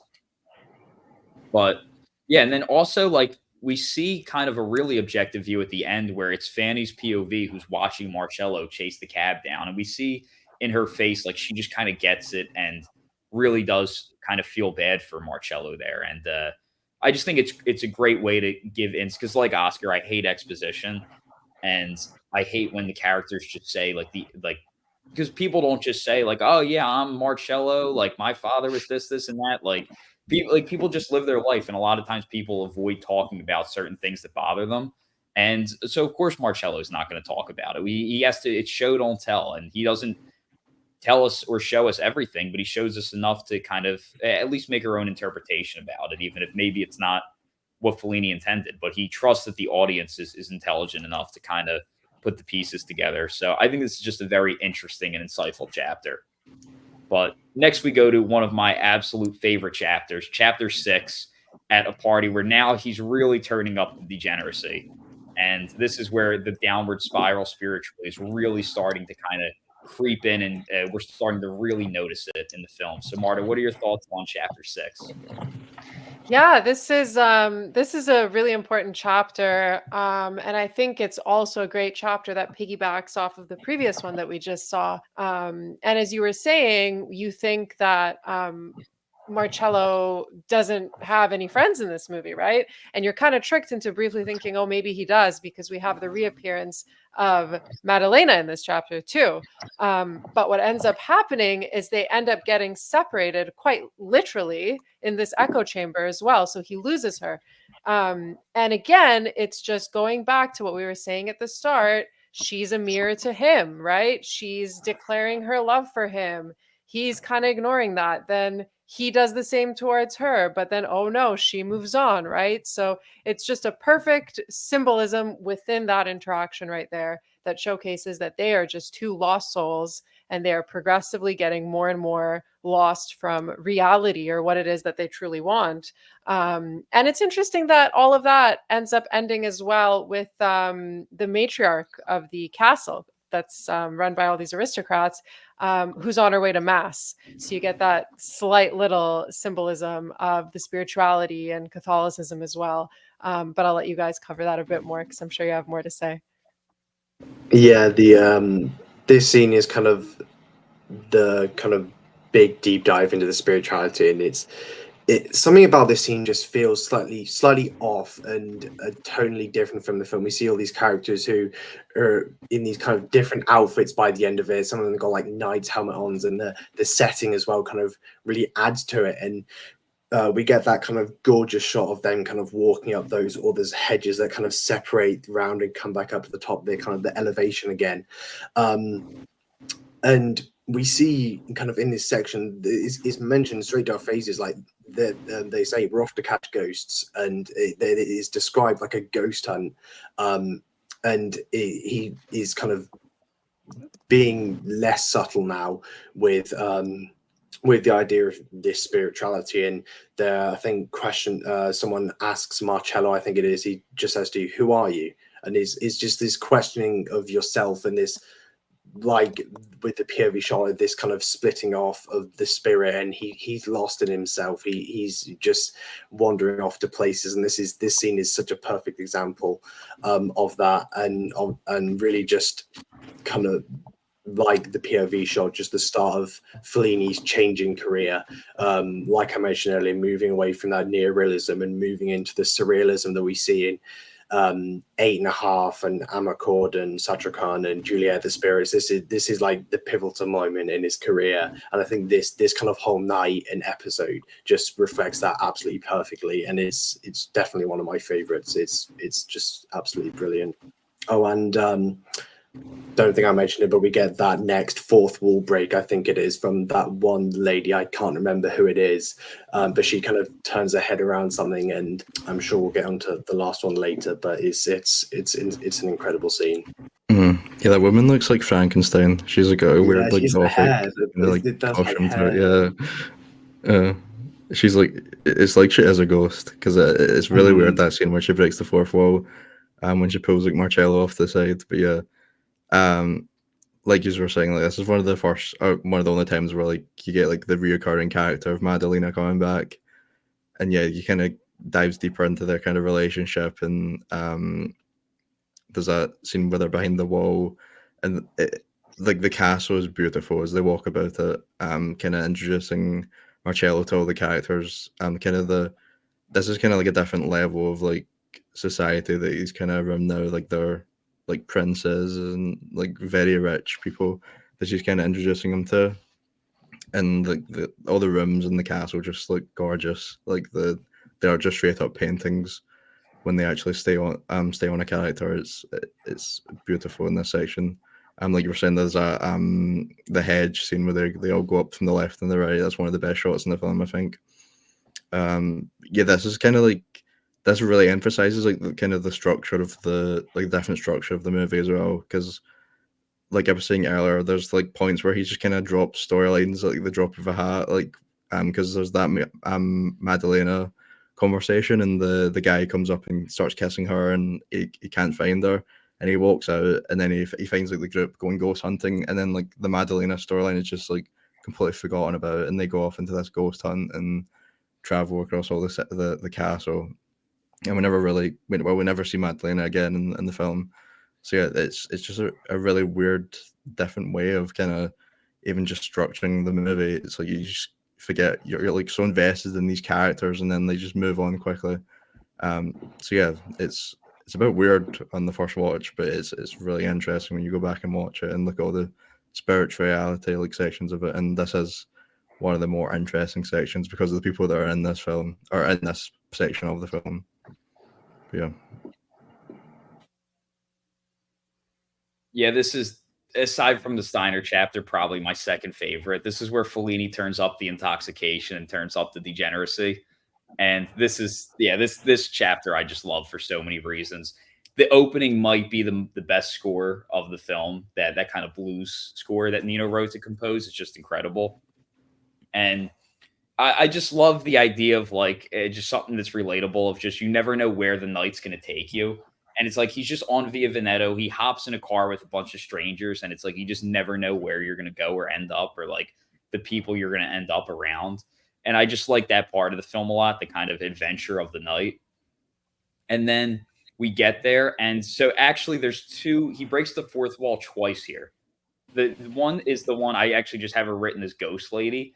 And the second, that's actually the second time. The first time he breaks the fourth wall is the opening shot of the party. And there's three people who are like clearly intoxicated and probably drugged out, who are like sitting on the floor up against the couch. There's three of them.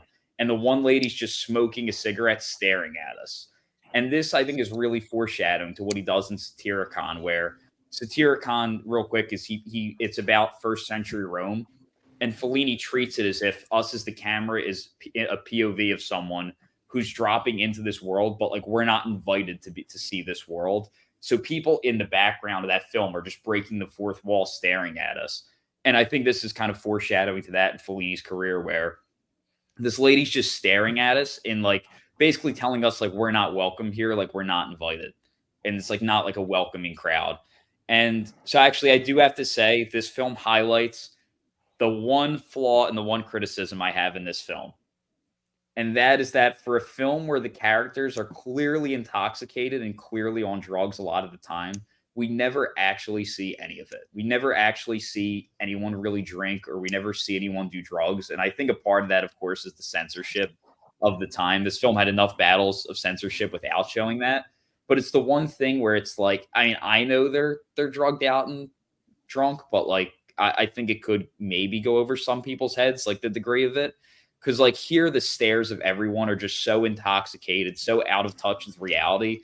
Not in like a high, well, somewhat it more as a one, like a out of touch reality, not just from being in high society, but like they're drunk or on drugs.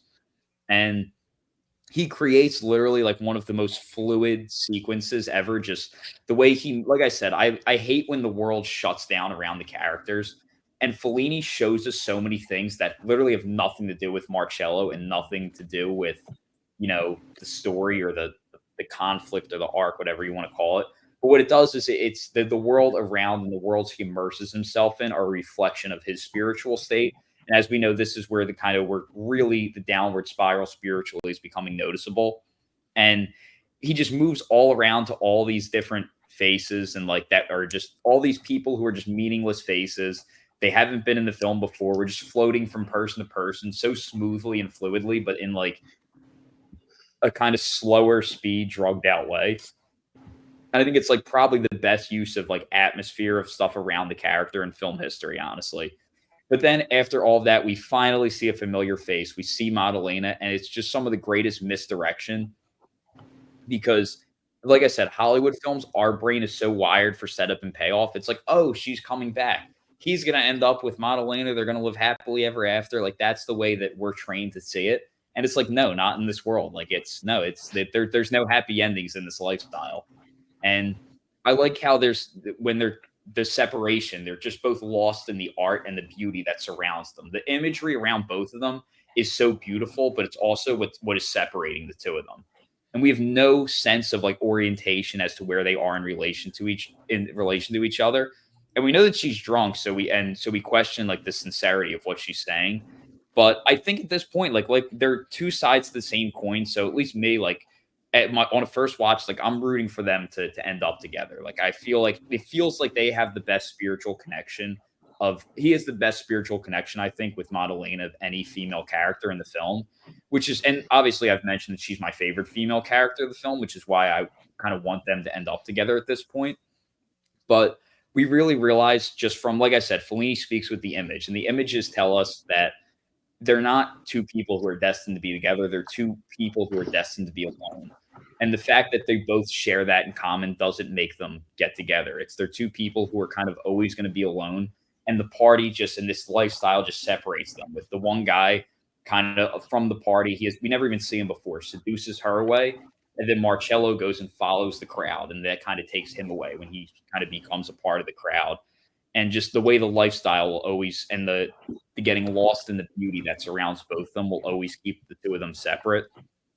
And then, yeah, like I said, there's just such great fluidity to this sequence.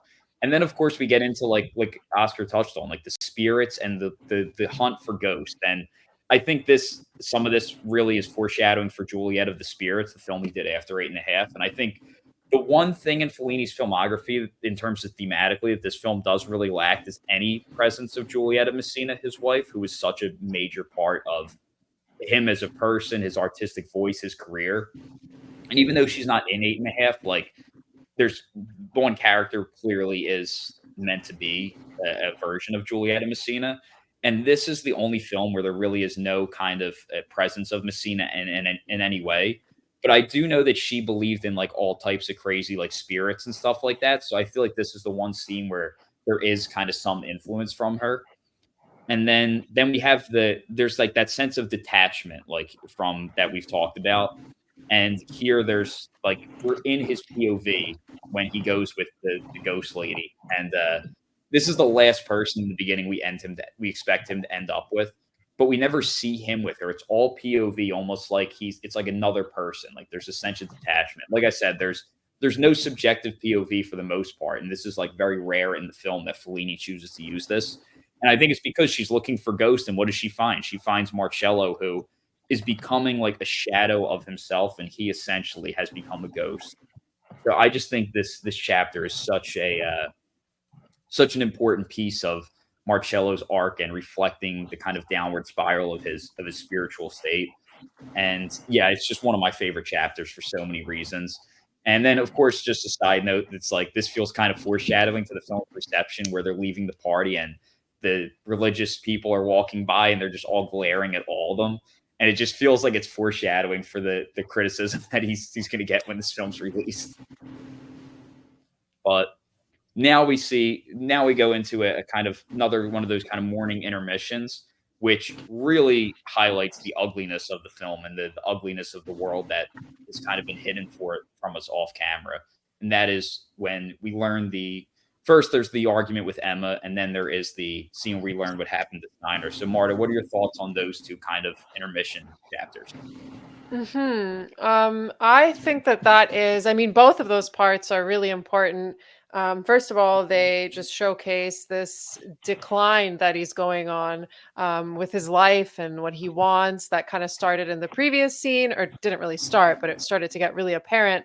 And then it's really, really apparent in these two little episodes. So, first with the fight with Emma, that's when you really start to notice that she's his punching bag, right? And he really loathes everything that she represents and her want for this like more simple life, this family life. I think he even tells her during this argument that she's mothering him, or he says, "I hate your mothering," or something like that. And she's so different from him, and it's really apparent there, right?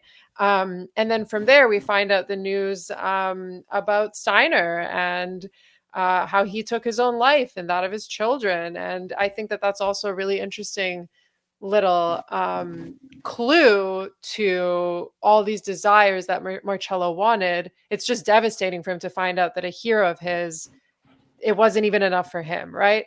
And it kind of sets up perfectly the next sequence. The next sequence and what ends up happening to Marcello.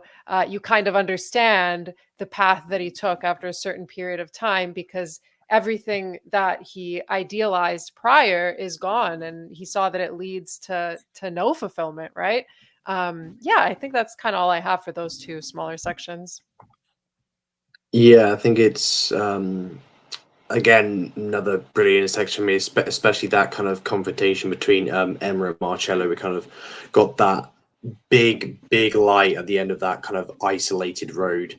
It kind of almost a similar environment to where we are with the Madonna. The kind of the outskirts is kind of run down a bit more, I guess. And I know, Alex, you were mentioning earlier about your dislike for the switch to night and day. I think this is maybe the only other one in the film.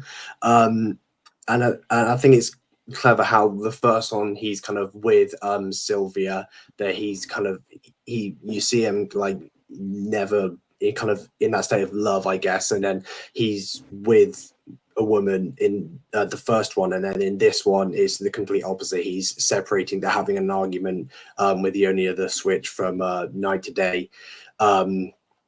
And yeah, that, and then moving on from that sequence is with Steiner. It comes out of nowhere. It's really shocking, honestly. It really does hit you. And upon rewatch, I think I'd forgotten about that from the first time I watched it. And it really does hit you, and it just comes out of nowhere. But then again, that's the nature of this film, and that's what I love about it. I just love films that are swaying away from, like Alex was talking about, like Hollywood. And it's just that idea of life, I guess, that these things do happen and they do come out of nowhere. You know, what 1 minute we're moving from a kind of couple, I guess, having an argument, who then kind of with a quick switch, they're kind of back together, but I guess they're not talking. And then the next moment, we're dealing with the deaths of 2 children and a suicide, and that's just the nature of this film. And I think that's what works so well, is those kind of sudden tonal changes between romance and death. But I think it's handled so well. Yeah, that's the really interesting thing about Steiner. Like you were saying, Marta, like he has all this success and like comforts that Marcello's kind of aiming for, and he tells him that like peace is what makes him kind of afraid, and it's like he like has all these like pleasures in life and stuff that Marcello wants. Like he has the family and the success, and in a way he could have that right there. He has Emma that would be willing to marry him and that he could settle down, but he just refuses to. It's like he refuses to like kind of enjoy the simple pleasures of life, and doesn't really have the capacity to kind of love someone. And he's always seeking that like new experience and hoping to find kind of like what's lost in his human feelings. And we see he goes back with Emma to the or to their house, and then that leads into the next section where he finds out what happens with Steiner, and he kind of breaks down his whole world completely. And yeah, this section's like the structure of the whole Steiner story is like really interesting because of the way he splits it up. But we find out the horrible act that he committed, and the paparazzi all swarmed to the bus stop, waiting for his wife to come back. And it's a really interesting moment because usually you'd think in a like film this would be like a big climax about eventually seeing the wife get revealed that like her kids have been murdered by her husband. But it's this like big moment that he focuses in on the wife coming at the tax or the bus, and the paparazzi just try to get to that picture together, but you don't see that final climax. Again, he just kind of like almost moves on from it. He moves on from the next section into the party at the end without actually getting that reveal at the end. And it's just, again, just really interesting how he just drop storylines at the drop of a hat and move on to the next segment. Because that would be the big moment in the film usually, and it probably another film. So it's really interesting how he just does that. And yeah, and we see also in the next final section that this really is like the final thing that really sets Marcello off into like the kind of path that it leads him on. So yeah, the whole Steiner thing is point of the movie. Yeah, I think there's kind of almost a split between Steiner and Marcello, because obviously Marcello's he's looking up to Steiner, and yet Steiner's kind of the one with children, and he's looking up to kind of someone like that and his ideas. But yeah, Marcello's the one who we see struggling with all these different women a lot, and it's just that idea of just not obtaining what he wants to be like Steiner. And then in the end we see someone who almost does have what he wants, just take everything in his life away from him. But yeah, I think it's just a fantastic kind of comparison of characters, and almost kind of seen it used in other films, but characters you see yourself in the future, but at the present time. But yeah, I think Steiner as a character is just so important to this narrative. And like we've been saying, Marcello as a passive protagonist, as we kind of see parts of Marcello's life through other characters and reflections of what he wants to be like and where he aims to be. And I think it's just such a clever device that Fellini uses. But yeah, such an important scene.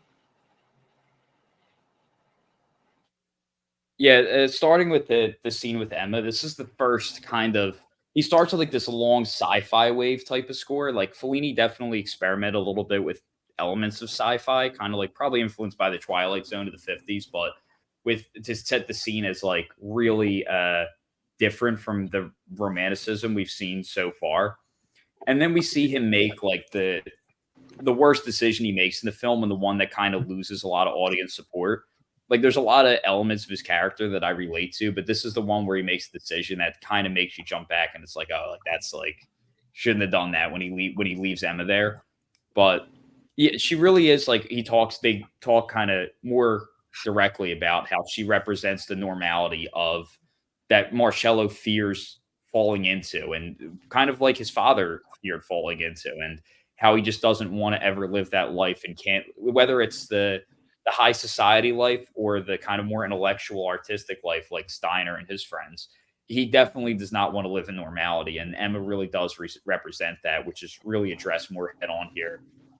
But after that, we go to the scene with Steiner's death, where, like I said, this film does not have the overarching narrative conflict that Hollywood does, but there still is that same sense of setup and payoff.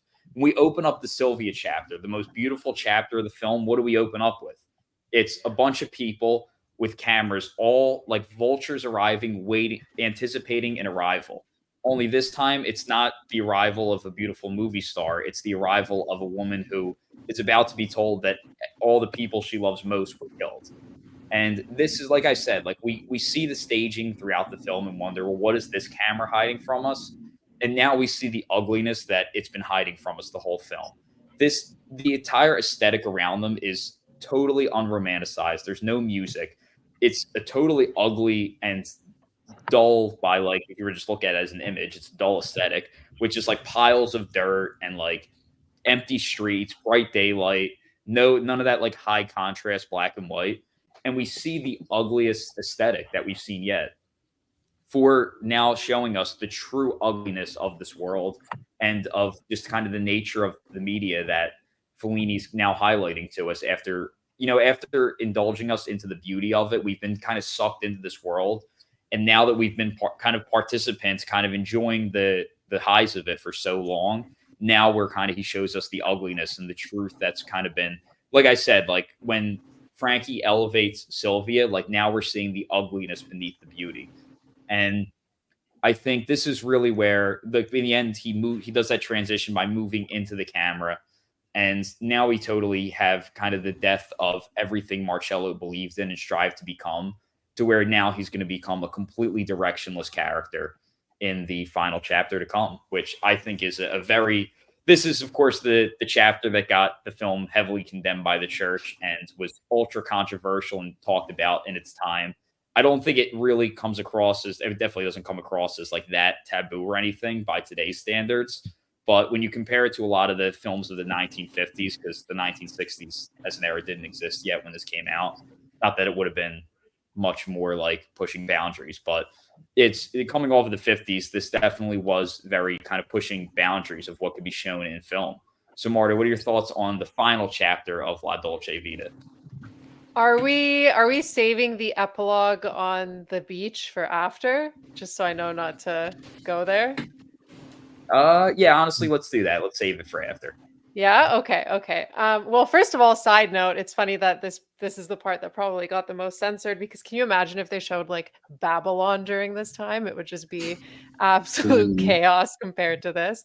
But yeah, no, this is a really interesting scene or segment to come after what we previously saw, because some time has passed and Fellini doesn't say it to us, but we can see it through Marcello. He looks older. I think he has like gray or white in his hair or something. But you see what you were saying, Alex, is just the death of everything that happened in the previous scene. He is now a publicist. So he has totally given up on being a writer, any sort of goals that he had. I mean, his icon or hero died, right? Like there's nothing else for him to believe in. So, hey, I'm just going to settle into this life and this further downward spiral, because what else is there, right? So I think this entire segment just showcases that perfectly. And yeah, I think I'm going to leave my epilogue thoughts for later. So that's all from me. Yeah, this is kind of the culmination of kind of all the parties that's been happening. This is, like you said, there's some time has passed, and he's kind of given up on his hopes and dreams as his hero's dead. And we see now he's he's drinking more, he's getting drunk in this scene, and there's kind of explicit kind of things going on within the party that we see with certain characters that we just haven't seen on this level of kind of tiredness. I guess I think there's scenes of some women performing a striptease throughout, and I guess that's just, like I said, the deterioration of all the parties, and it's kind of leading up to this. And I know we kind of discussed this in our challenges episode that we recorded recorded yesterday, like the use of timestamps, and I like that he doesn't use any here, because Brian and I were discussing that we don't really like it. We prefer filmmakers to use it visually through hair and makeup and things like that, and not it directly tell us. And I think this is an absolutely perfect example of how to do it.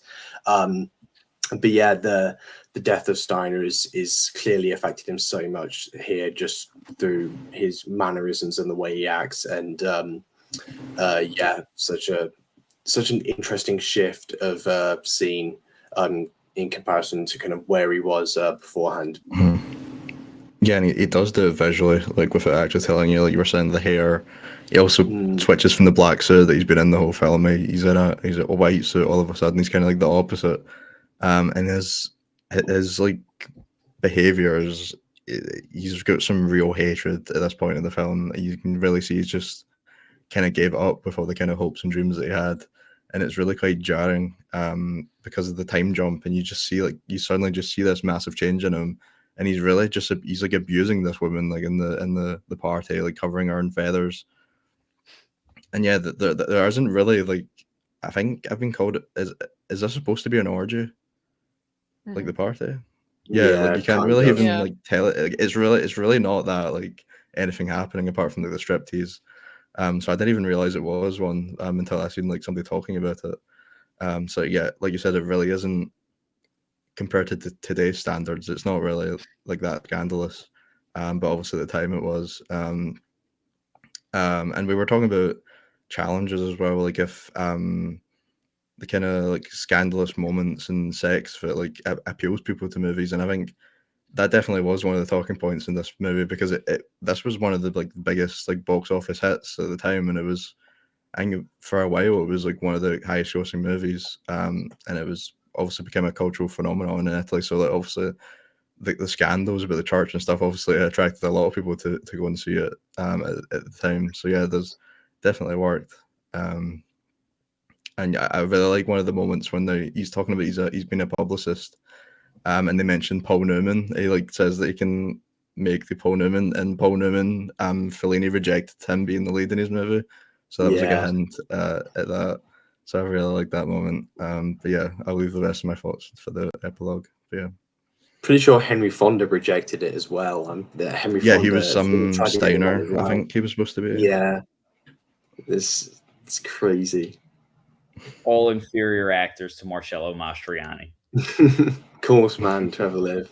Yes. Course man to ever grace the screen. He's the most silent actor of all time. No one just has pure style like he does.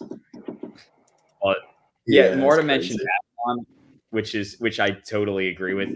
There's so much La Dolce Vita influence in Babylon. Like it's insane how much influence there is. And that's probably why it's one of my favorite films of the 21st century. But actually, real quick, it's funny that you just brought up timestamps, because I was actually second guessing myself earlier today, because I'm wondering if I should use them in my own next film or not. And I'm like, you know what? Maybe I should. Maybe I should use them. But yeah, because I do think it could be a little confusing for some people to follow this film without the timestamps. Like I have friends who watched this and were a little confused by the timeline, so I do kind of understand it. I don't really care personally, but I can understand why it's a bit confusing.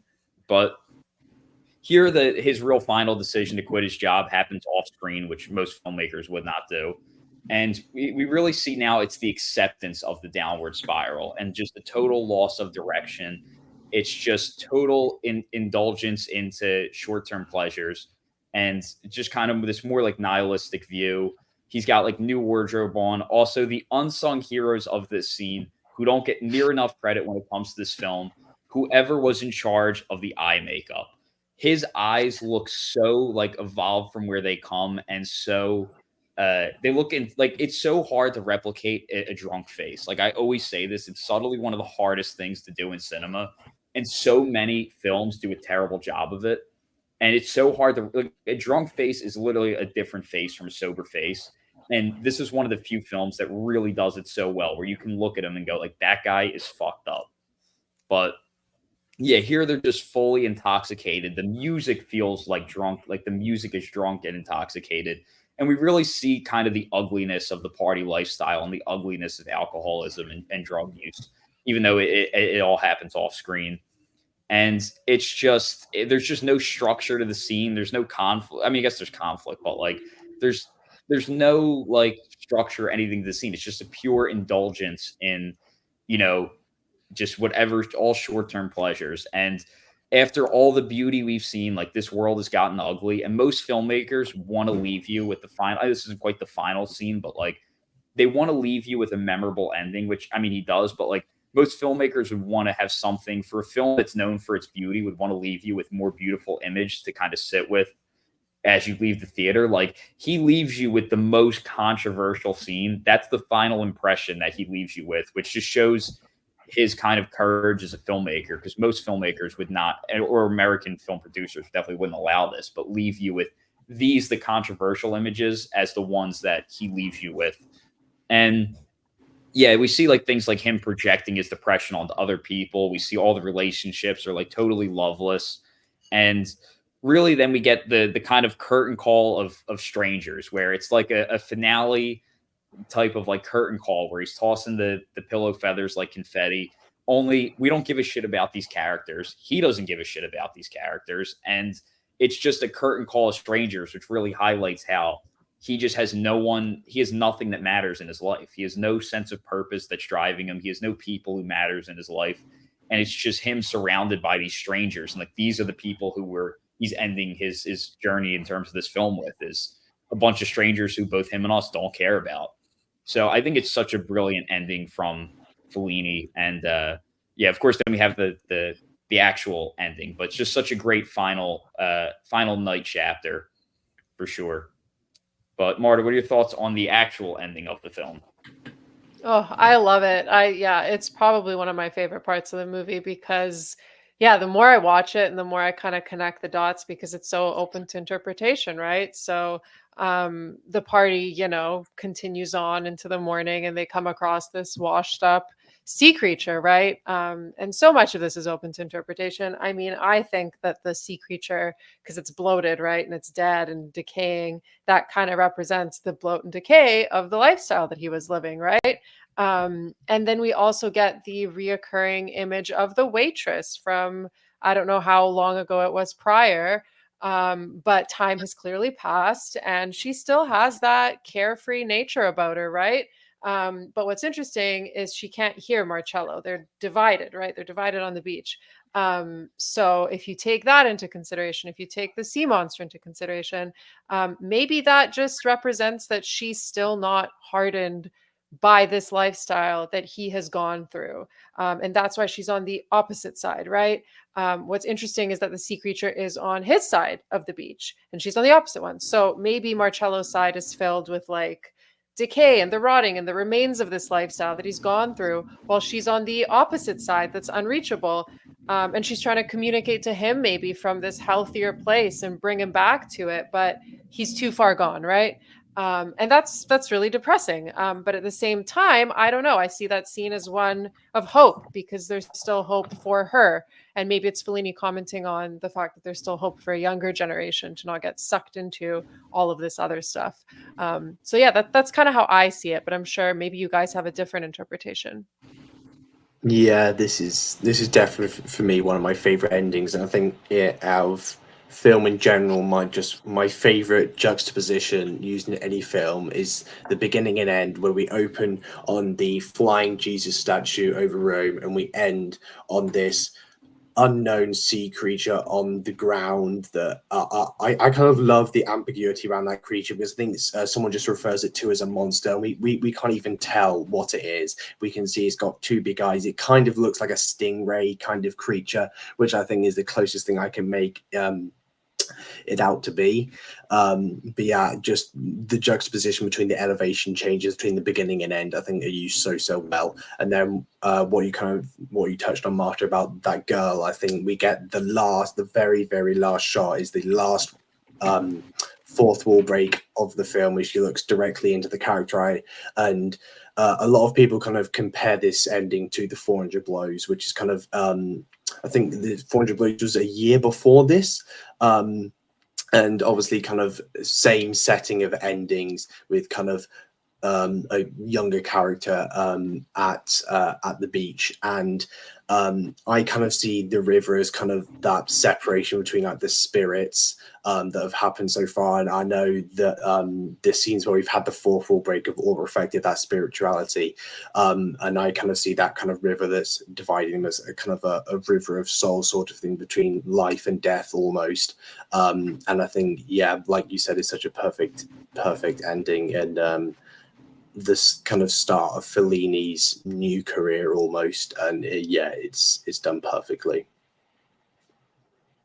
Yeah, I kind of just agree with what you have said. Like, also, like at this point, he's kind of lost all his desires and that he had in his life, like achieving something. He was always aiming to achieve something greater than this, and by the end, he just kind of lost faith. And this girl kind of represents the innocence of kind of hoping for the future. And he, if it like when he can't hear her, he just kind of just chooses to ignore her and accepts the lifestyle that he has now that's kind of engulfed all of his attention, and just walks away from the girl to kind of continue the good life. Um, and in the last watch, I picked up the obviously it's the ocean and the wind that kind of obscures why they can't hear each other. And Steiner's recording when they're at the parties of the ocean and the wind. I'm not really sure what to make of that. I'm sure there's some meaning you can take out of that. But that was just something I noticed on my last watch. And yeah, I agree with the fourth wall break that it's kind of almost saying to you that you, as the audience, you can there's hope for you that you can change. But yeah, I kind of just agree with what your interpretation of the ending. Yeah, Oscar, I'm so happy you mentioned the 400 Blows, because I think that, like I said, Fellini was not a filmmaker who was a cinephile like a Scorsese or a Tarantino, but he clearly was, I think, very influenced and inspired by Francois Truffaut's The 400 Blows. And there was in an interview I saw him give praise to some of the filmmakers of his time who he did admire, and I know he mentioned Bergman, Kurosawa, and Truffaut. And I think he clearly had a big influence from 400 Blows. You know, both films end on the beach with breaking the fourth wall. And The 400 Blows is very much a film about youthful freedom. And I think it really inspired Fellini to want to change directions in his career and really break out of neorealism. And I think that after that, that's when he started really wanting to tell even more personal stories and really make more kind of free from the limitations of neorealism. But yeah, I think in terms of what the girl means, so there's when we see her earlier in the film, we hear the music's loud, but there's once. Does anyone remember what we hear when we see her earlier in the film? No. It's that song that she hums, right? That she ends up humming after? Yes, but we hear something else as well. Oh. I have no I don't idea. know. No, neither do I. We hear the sound of waves on the beach, and that is the sound Oh, which yeah. drowns out the dialogue. And I Mhm. think that, you know, themes of like an inability to communicate with words is present in pretty much every Fellini film. They can only really communicate with the pictures, which speaks so much to us, where the characters can never really communicate with words, which we see both in the very beginning and the end of this film. Like I said, we open up with the high up statue of Jesus and then end with the monster from down below, one from above, one from below. And I think this really, like I said, everything is just poetically reflecting Marcello's spiritual state.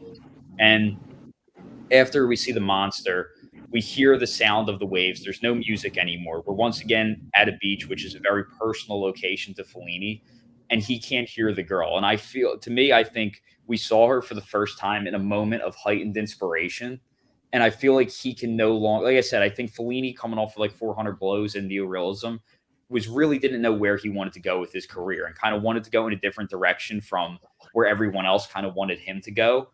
And I think that he kind of felt like he was losing touch with that sense of inspiration, and I feel like that's what he's communicating here. Where Marcello has this lack of, he can't hear the inspiration anymore. He can't hear the youthful inspiration, which we know that youthful inspiration will become a big part of 8.5, the film he follows this up with.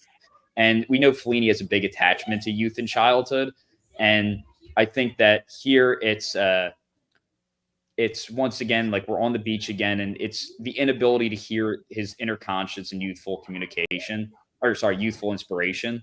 And uh, no matter what I think no matter what way you interpret this scene, there's a billion ways you could interpret it, but the one common element is there's clearly an inability to hear, and an inability to hear the words. So I think it's the way I interpret it is that in terms of what it is he can't hear, I think it's that he can't hear the inspiration of his youth, which once inspired him. But obviously, no, you can go. You can go. No, I was going to transition. So. Oh, okay. I was just saying, I'm always a massive fan for ambiguous endings, and this just kind of adds a whole nother level to that. Because I think it's David Lynch who just said, like, closure just gives you an excuse to forget a film, and this is just an example of an ambiguous ending. It just has you thinking of every possible explanation for it. But yeah, we've all kind of said loosely different things, which is just the wonder of it. Yeah, and obviously we love this film very much, but during its release, there were some people who did not love this film as much, and it became one of the most divisive films. So, Marta, what do you think about all of the kind of criticism and the condemning of the church, along with just the way it portrays high society as a whole? Because that was very controversial at the time. I mean, I think it's really interesting that it was so condemned by the Catholic Church. I mean, I see it to a degree because there is such a criticism of it, but at the same time, the movie is such a rich tapestry of Italian life, and it's such a celebration of Italian culture as well. Like, there's so many little throwaway bits of dialogue or visual references. Like when Sylvia arrives at the airport, what do? They give her pizza. They tell her that, she's as beautiful as the delicious food that they're feeding her. Or, just even the niceties of Emma herself and her portraying like the domestic side. And again, wanting to feed this man that she wants to be her husband. So you see so much in this film. You obviously get that luxurious high society, the more superficial type. You also get the more intellectual circles, like the ones that Steiner is a part of. And then you also get the working class, like the waitress, or Fanny or Emma. And then, of course, you get the religion and Fellini criticizing that.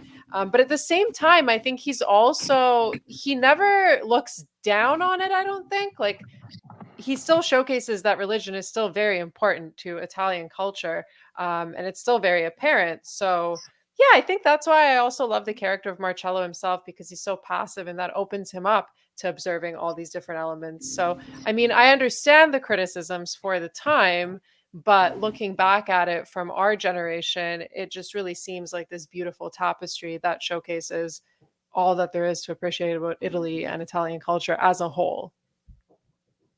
Yeah, I completely agree. I don't have a lot to say on this kind of section, but I think it's just unbelievable how well it just shows society at time from top to bottom, in every aspect, not just culture and all the languages, but each individual person, the kind of behavior of different kinds of parties and different levels of someone's life and different social classes, and where people are at that specific moment, and each kind of throwaway character, I guess, that we meet very briefly all has that purpose of just reflecting the fact that at the end of the day, this is kind of just life.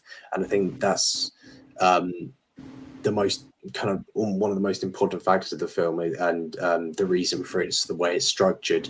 But yeah, I think it's interesting comparing it to now, seeing with kind of the ideas of religion that it conveys, because obviously things have changed a lot since then, but I think it still carries a lot of weight in terms of celebrities, and the way we act around them, and the way this film that conveys that. And I think Marcello is kind of a journalistic character who I kind of see it on, because I'm studying journalism. That's what I want to be when I'm older. And I think it's just a really interesting interpretation of a reporter and kind of this idea of literature and where that takes him. But yeah, I think it's just unbelievable what Fellini kind of is able to show us in kind of this amount of runtime. Yeah, like the film itself is like a piece of history, like in Italy, like really showing the change of religion itself and just everything about the city. Like obviously, like Fellini was more focusing on like the lower class in like his films like Nights of Cabira, I Vitelloni, La Strada. really focusing on protagonists living in like the kind of poverty parts of like post-war Italy. And I think this gave like a really nice kind of overview of like all the different aspects of life in Italy. Obviously, he was kind of known for like the neo-realism movement, kind of revitalizing that in Italy at the time. And this kind of just gave a whole new perspective kind of in his films. Obviously, Alex brought it up earlier, the question when Sylvia's asked if it's alive or dead, and he says it's alive. And it's just a nice like kind of dividing point in his filmography where he goes on to do those more surreal films and kind of explores religion even more in depth and more obvious and kind of talks about it. So yeah, it's just a really interesting point looking back at like just how Italy was in that state, because you see like the new buildings, everything changing, the people. I know like obviously that point was like a big changing point in Italy, so it's just a cool like way to look back at the history and how it changed. Yeah, I think this is a lesson in kind of for any filmmaker and just tuning out the critics, because it really is a showcase that not all critics know what they're talking about, and some criticisms over time really get proven to just be stupid and products of that something being kind of ahead of its time.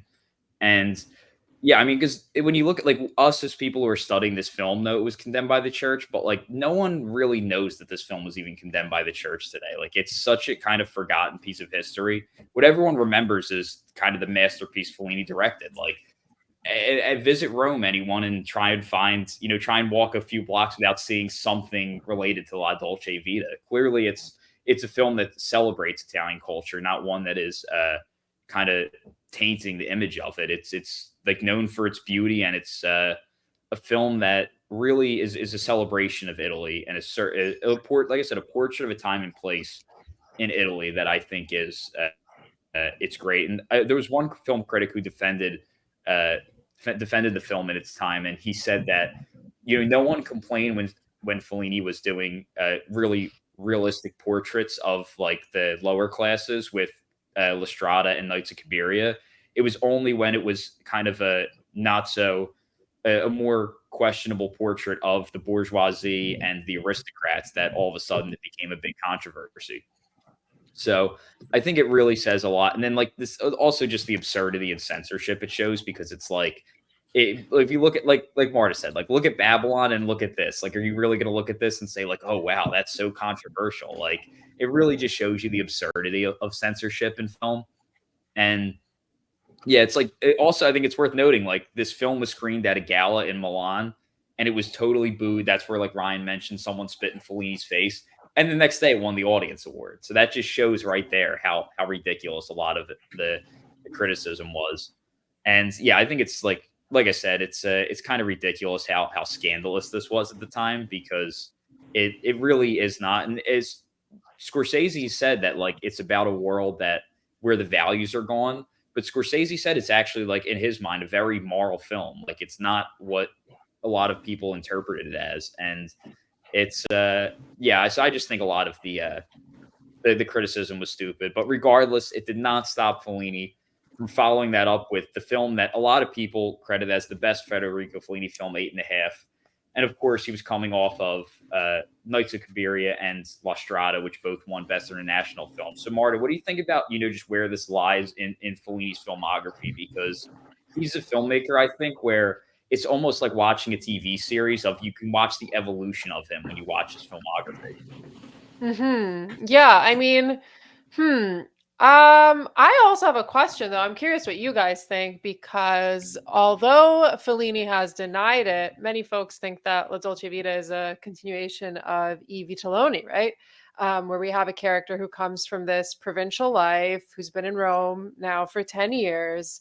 Now, what's interesting is people haven't, or Fellini hasn't admitted to it. I think he even denies it. But some people think that the character of Moraldo from I Vitelloni is Fellini, right? That being said, in a lot of books, Fellini's always said that there's an autobiographical through line in his work, right? So I don't know. It's food for thought, because maybe Marcello is in some weird way a stand-in for Fellini himself. But then it makes me more interested in knowing more, because Marcello is clearly apathetic and unable to find happiness. But as for the legacy of the film, I mean, like all of you were saying, it's probably one of the most widely seen Italian films of all time. It just has these timeless images that are forever ingrained in our cinematic consciousness, and just in historical context as well. Like, I can't look at the Trevi Fountain without thinking of La Dolce Vita. And it also just marks this pivotal moment for him as well, where he started experimenting more with narrative structure, as you guys were saying, and overt surrealist imagery, which he wasn't doing prior. And it's themes that he just ends up expanding on in his career. So I think this movie is very important to his overall career. Yeah, I completely agree. His filmography is just one of those clear examples of director that's had such a journey in filmmaking and what he wants as his idea of his films. And like I've been saying throughout this thing, this kind of switch point, like it's not just that, it's the switch point. This is at the exact center point of this film, with that we get that first fourth wall break, and I think obviously that's purposely intentional, but just him as his kind of career change after that is so fascinating to see a director can kind of change his approach to films and still kind of live on as one widely renowned as one of the greats. And yeah, I think it's just so cool to see him move into that surrealistic style. Even I haven't actually watched a couple of his kind of later ones, which I still need to get around to.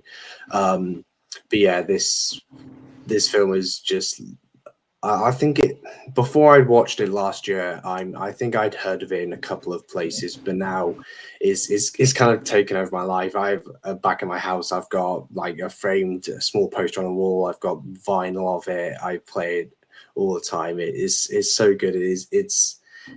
Even after a second watch, is one of my favorite films ever, and it's just one of those films that I hope just continually keeps on growing with every watch. And just speaking about it, I just want to continue watching it, even though it's 3 hours long, and I just have such joy and pleasure out of watching it.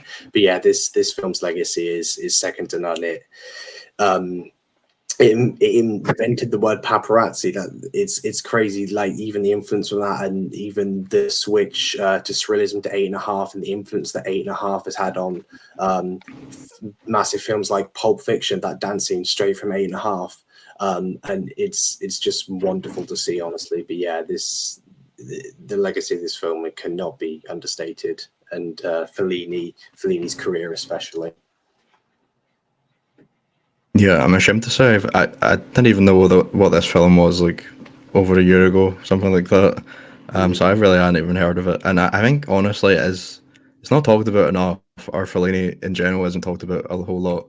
I think it only has like 150,000 logs on Letterboxd, which is pretty low now at this point with so many people on Letterboxd. So although it has that like iconic status and like there's like so many influences, I feel like it really should be talked about more. But yeah, I've not seen a whole lot of the stuff post 8.5 from Fellini.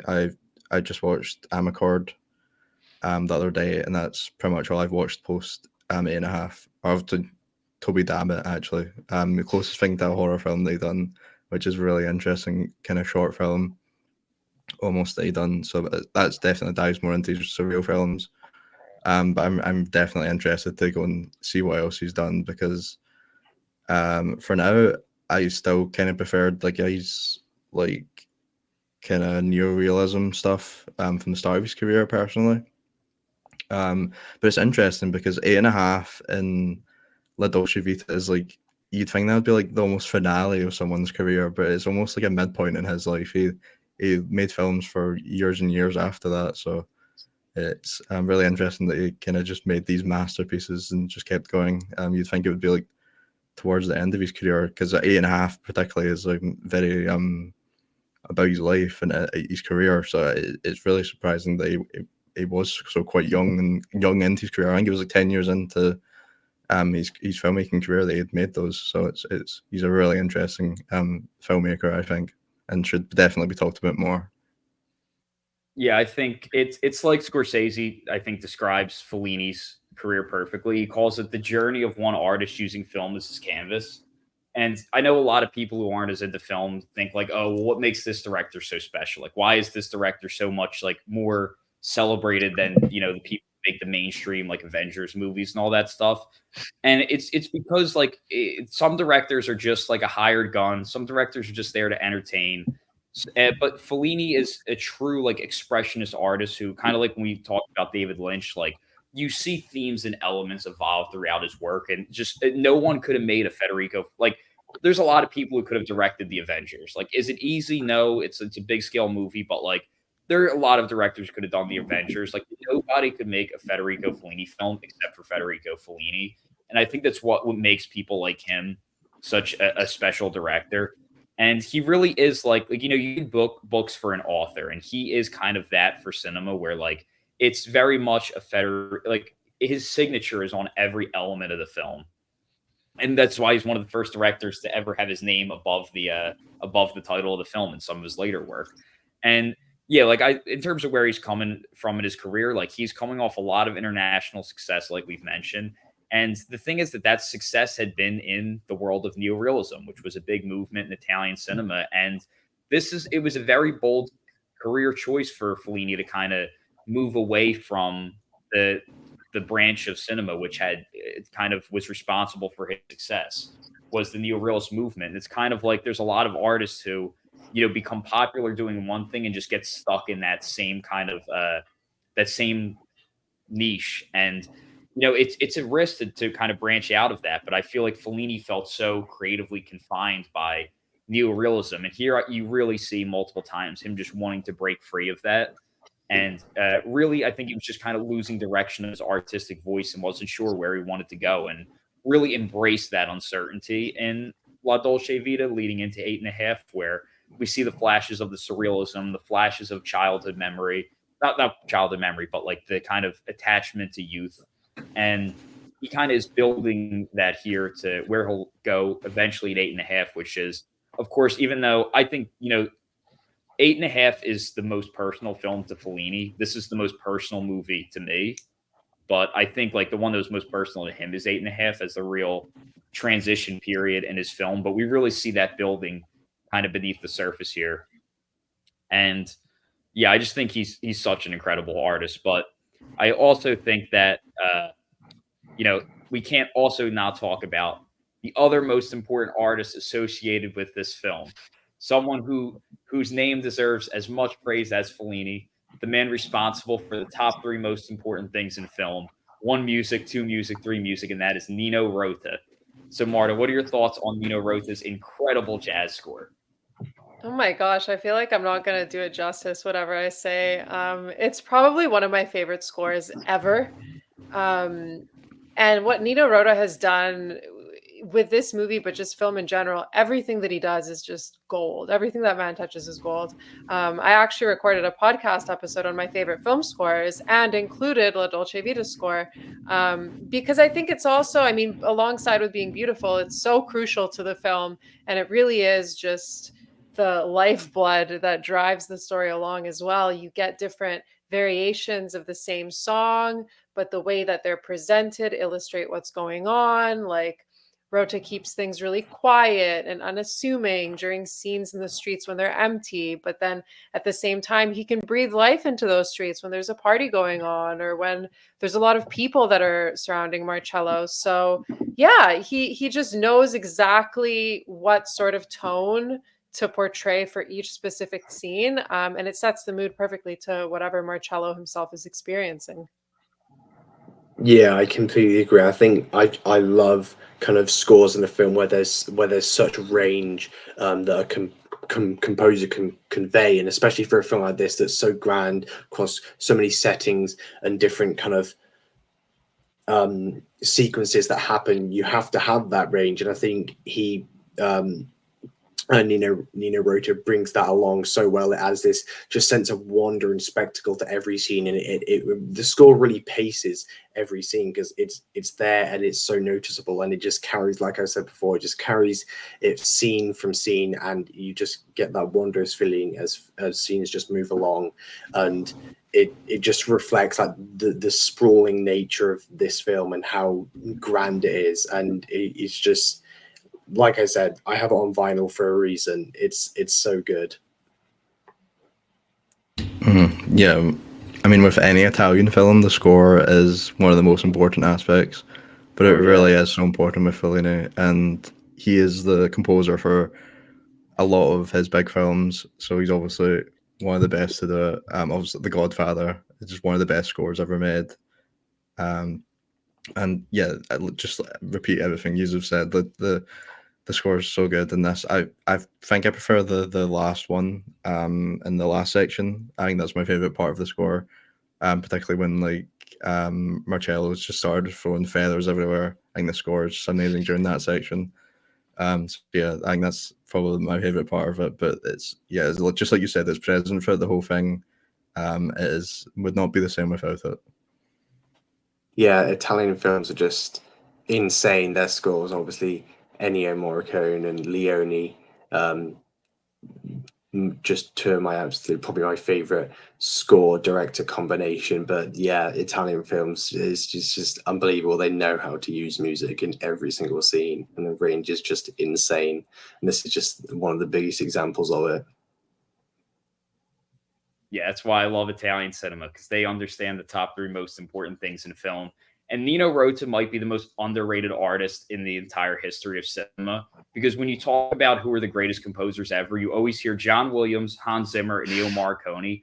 And Nino Rota absolutely deserves to be a part of that conversation, and it's so rare that he ever gets mentioned. A part of that, of course, is because most of the films he did are not in the English language. So, like, he definitely, aside from The Godfather, isn't as well known in America. But still, it's just absolutely criminal. The Godfather's a great score. It's not top three Nino Rota scores. There's over three Fellini films with better scores. And yeah, it's just, Scorsese describes the Nino Rota score as he says, you just can't imagine the images without the music. And I think that's because I actually just had this conversation with someone a couple of hours ago today, where they said like music a lot of times can like is used to patch flaws in the filmmaking or the script. And I do think some people use it that way, but I said that's just an example of people who aren't using it correctly. And I think the music is not just there to patch mistakes. When you have a filmmaker who creates the images from the music, and the images and the mood and the movement are all created from the music. And that's what I think Fellini really does. And Scorsese also says the rhythm and the world are seductive, but there's a little too much of everything. And I just think there's such a great synchronization between the music and the picture, where I don't know if everyone knows that how Italian films were made, but they don't record any dialogue on set.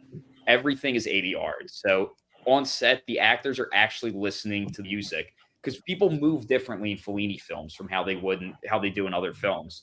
And it's because they're actually moving to the music. They're listening to the music, and it's like putting them in a hypnotic state as well, which is why I think it's just so perfect. Like the kind of just the slow movements that kind of just float and cruise, that there's a lot of those are so great.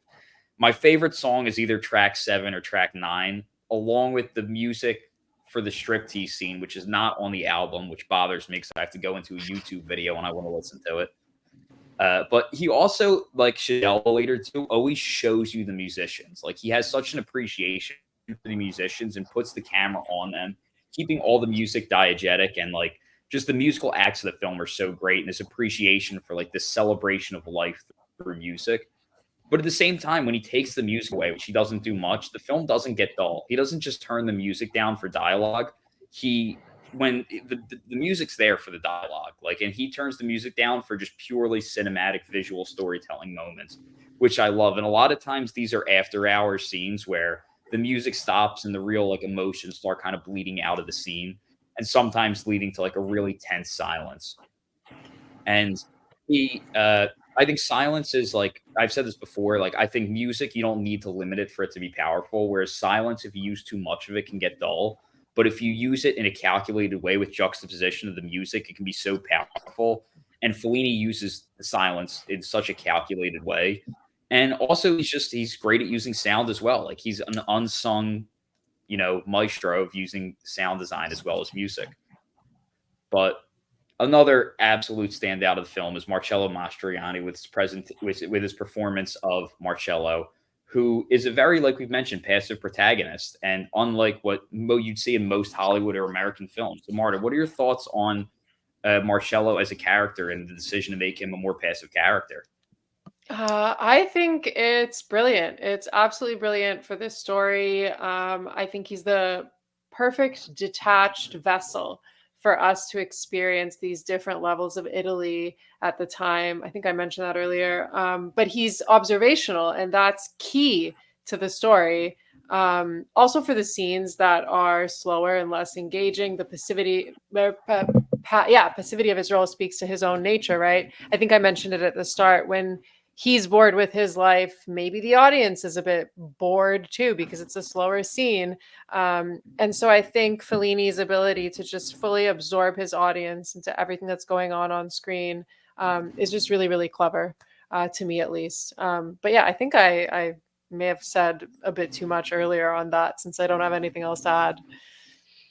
Yeah, I'm kind of the same now with some of these later categories. Like we've just touched on them when we are kind of going through the plot. But yeah, I think it's such a bold decision to make him a protagonist that he's not kind of the forefront of every scene. He's just kind of there in every scene, and it's all these character interactions and all the people that are kind of revolved around him and how they kind of bounce off one another, which is, I think, is just so genius about the film and how Fellini utilizes him. Like I said, with that scene, I can't remember who it was with, but where she takes a liking to her father rather than him.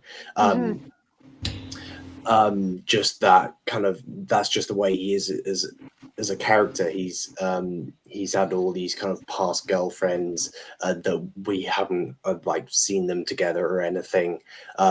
But yeah, I like the way that the whole story is just revolved around him, just being in every scene but not involved in everything. But yeah, it works perfectly. Yeah, I think I always think that a lot of times Hollywood films force this kind of active character on us when I think a lot of life kind of just happens around us and it subtly changes us and we subtly evolve without always like even realizing or like having this.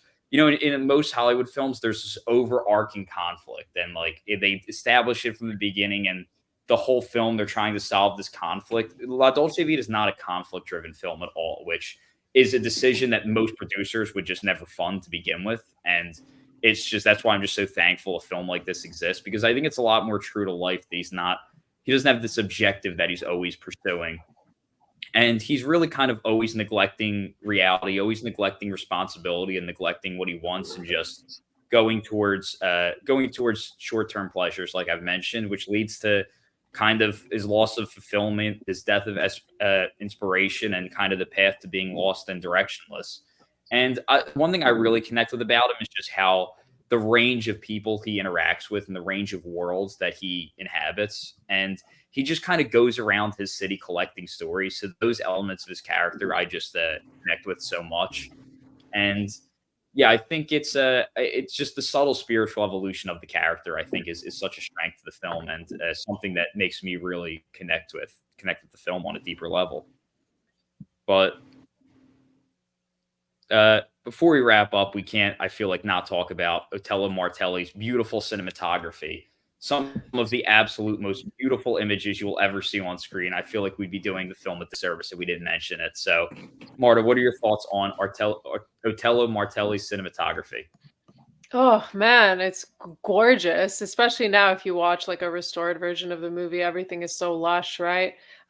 Just these long fluid takes that totally immerse you into the movie itself. You feel like you're in it, and you could even say that the widescreen of it all, with that fluidity and the long takes, makes the whole movie feel like a fresco. And the film itself visually speaks to quite literally being a tapestry of Italian life, right? So I think that's really cool. And I mean, you guys also touched on the low angle shots in the movie versus the high angle shots, so I'm not going to get too into that. But it's also just such a visually symbolic movie as well. And yeah, some of the metaphors may be a bit heavy-handed at times with the opening of Jesus being carried and the ending with like the bloated monster. But I just think that I like that. I like that some of those motifs are heavy handed, because I do love that visual symbolism that doesn't necessarily have to outright say things to you through dialogue, but it just forces you to look at these pictures and come up with your own conclusions. So yeah. Yeah, it's just unreal how gorgeous this film is. And like I've mentioned a few times, just how dominant some of the lighting is in the scenes. Obviously, there's a lot of on-screen lighting with some of the scenes, some really bright lights, and there's people's skins in this film is just glowing throughout, and it's so bright, but it's so beautiful. The way it's shot. And just the whole film, really, the way it just encapsulates night and day and the feel and the difference between the both of them, which I think is so important as a character as well as the city that it's set in. But yeah, like you guys just been saying, just one of the most beautiful films, start to finish. Every shot is a painting. It's never ever gets old. Yeah, and symbolism is right there, and it's just off the charts at some place, but it is beautiful. But yeah, Ryan. Yeah, the lighting is ridiculous at times. Even if it's like actually shot on location, like the fountain and stuff, or around the city, or if it's like locations remade in the studio, like the strip or the church spiral staircase, like it's brilliant no matter what. I love how even when it's even just shots, like two shots of them talking, like characters, and just where it is maybe a bit more dialogue heavy between the characters, um, because he's using like long lenses and depth of field, like he puts so much focus on the character speaking, and he still makes it interesting and nice to look at, and still focuses on the environments around them. And so yeah, it just makes every scene look beautiful and interesting to look at. Especially, I mean, I always like kind of like depth of field always stands out in the scenes with Steiner's talking in their house, or when they're walking around the castle, him and Madalena and Marcello walking around the castle.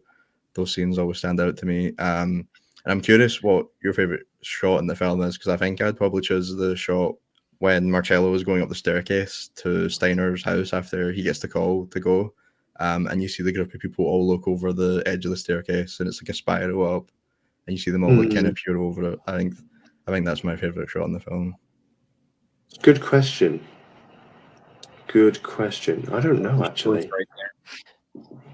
I'm Apart super from the basic. Mine is the Trevi fountain. Yeah, the fountain That's is That's the not most. a bad take at all. No take is a bad take for best shot in this film. Really, Yeah, great shot. mine would have to be the fountain as well. Just it's unbelievable. Mhm.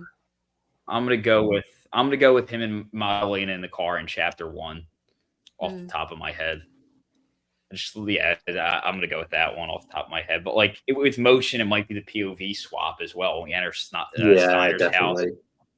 There's so many options. Oh, I'm already like thinking of the headshot in the castle as well. Definitely, they love the symmetry on that one. Mhm. or honestly, it might be Madalena. It's like in like the fountain when she's separated from Marcello in chapter 6. Like that shot's just absolutely gorgeous as well. Mhm. So that's a tough decision. But yeah, I mean there's such a commitment to the image here to really tell the story and express things. Like every frame is a painting is this film to the absolute max. And this film taught me the problem of black and white films, because I always liked black and white films, and so many other people were like, I'd never watch one. And this film made me realize why so many black and white films don't look good, because most people's impression of black and white is like old TV, which is a color film shot in black and white. Where this film, Fellini is painting with the colors black and the color white. Like he is actually using blacks and whites to create that really dynamic, high contrast in the images, which is why they're just so much more beautiful to look at than a lot of other black and white films. And like when I did my last short film, like that's totally like what I was going with. It's like, okay, I actually want to use the colors black and white, just which I learned from this film. He also uses almost all wide lenses. He's not someone who gets really intimate with long lenses. It's almost all wide compositions where there's so much to just look at and just get lost in the frame, because there's so many layers of depth and height and so many things in the frame for you to look at and take note of, that you'll notice new things in the compositions on like pretty much every watch. And his no one moves the camera like Fellini. His blocking in motion is just unmatched. It's just high art in its truest form. The slow, intoxicated movements are just so perfect. And like I said, like I like films to be beautiful to look at and beautiful to listen to. Like I understand some filmmakers make different choices sometimes to reflect the story, but like I just think like even if you're making a film with some pessimistic ideas like this film, like why make your film ugly? Why not find the beauty in some of the uglier moments like Fellini? Because it's just like we're here for 3 hours. I want to look at some beautiful images, and the images actually have a lot to say in addition to being beautiful to look at as well. But I just love the pure commitment to the image, and he understands that nighttime is 1,000 times more beautiful than daytime. But Marta, do you have any wrap up thoughts on La Dolce Vita? No, I think I said it all. I love this movie. I love that you guys gave me an excuse to watch it again and spend 3 hours of my evening just like absorbed in this. So yeah, thank you. I love this film. This is a great film. Yeah, it's just like I said before, a new film that's somehow going to grow on me even more, even though I love it to absolute bits already, and one that I just hope I watch every moment that I can. Just can't stop thinking about it. Really, it's just one of those films. Yeah, it's pure magic. Yeah, it's like I feel like it's a film that challenges like the way you think about films. So I'm thankful for you introducing it to me, Alex. And I Yeah, think very much so. more people should watch Fellini. I agree. People mention like Bergman and Kurosawa are into foreign films, but even those people I feel like don't mention Fellini enough. But yeah, I think, like I said, I consider this film a stroke of divine intervention. This is the film that changed my entire life. And like I honestly think this film saved my life literally, because who knows, I could have ended up like Marcello in Chapter 7 if I never saw this film. Like this film gave me direction for the rest of my life, and like I can wake up every day with like a goal and a sense of purpose, I think, because I saw this film. It's completely changed my life, and it's something, it's like something, a sense of spiritual fulfillment every time I watch it, and just reminds me why I love this art form and just want to dedicate my entire life to it, because it's everything I've ever wanted in a film, and I'm just thankful that it exists. But this is the film. Unfortunately, it's tough to get films like this made today. But we need people like Marta who are promoting these films and help drawing attention to more obscure films. So Marta, where can they find you on your social medias and all of that stuff? So I'm just Marta.McFly on Instagram, TikTok, Letterboxd. There's no period, so it's just Marta McFly.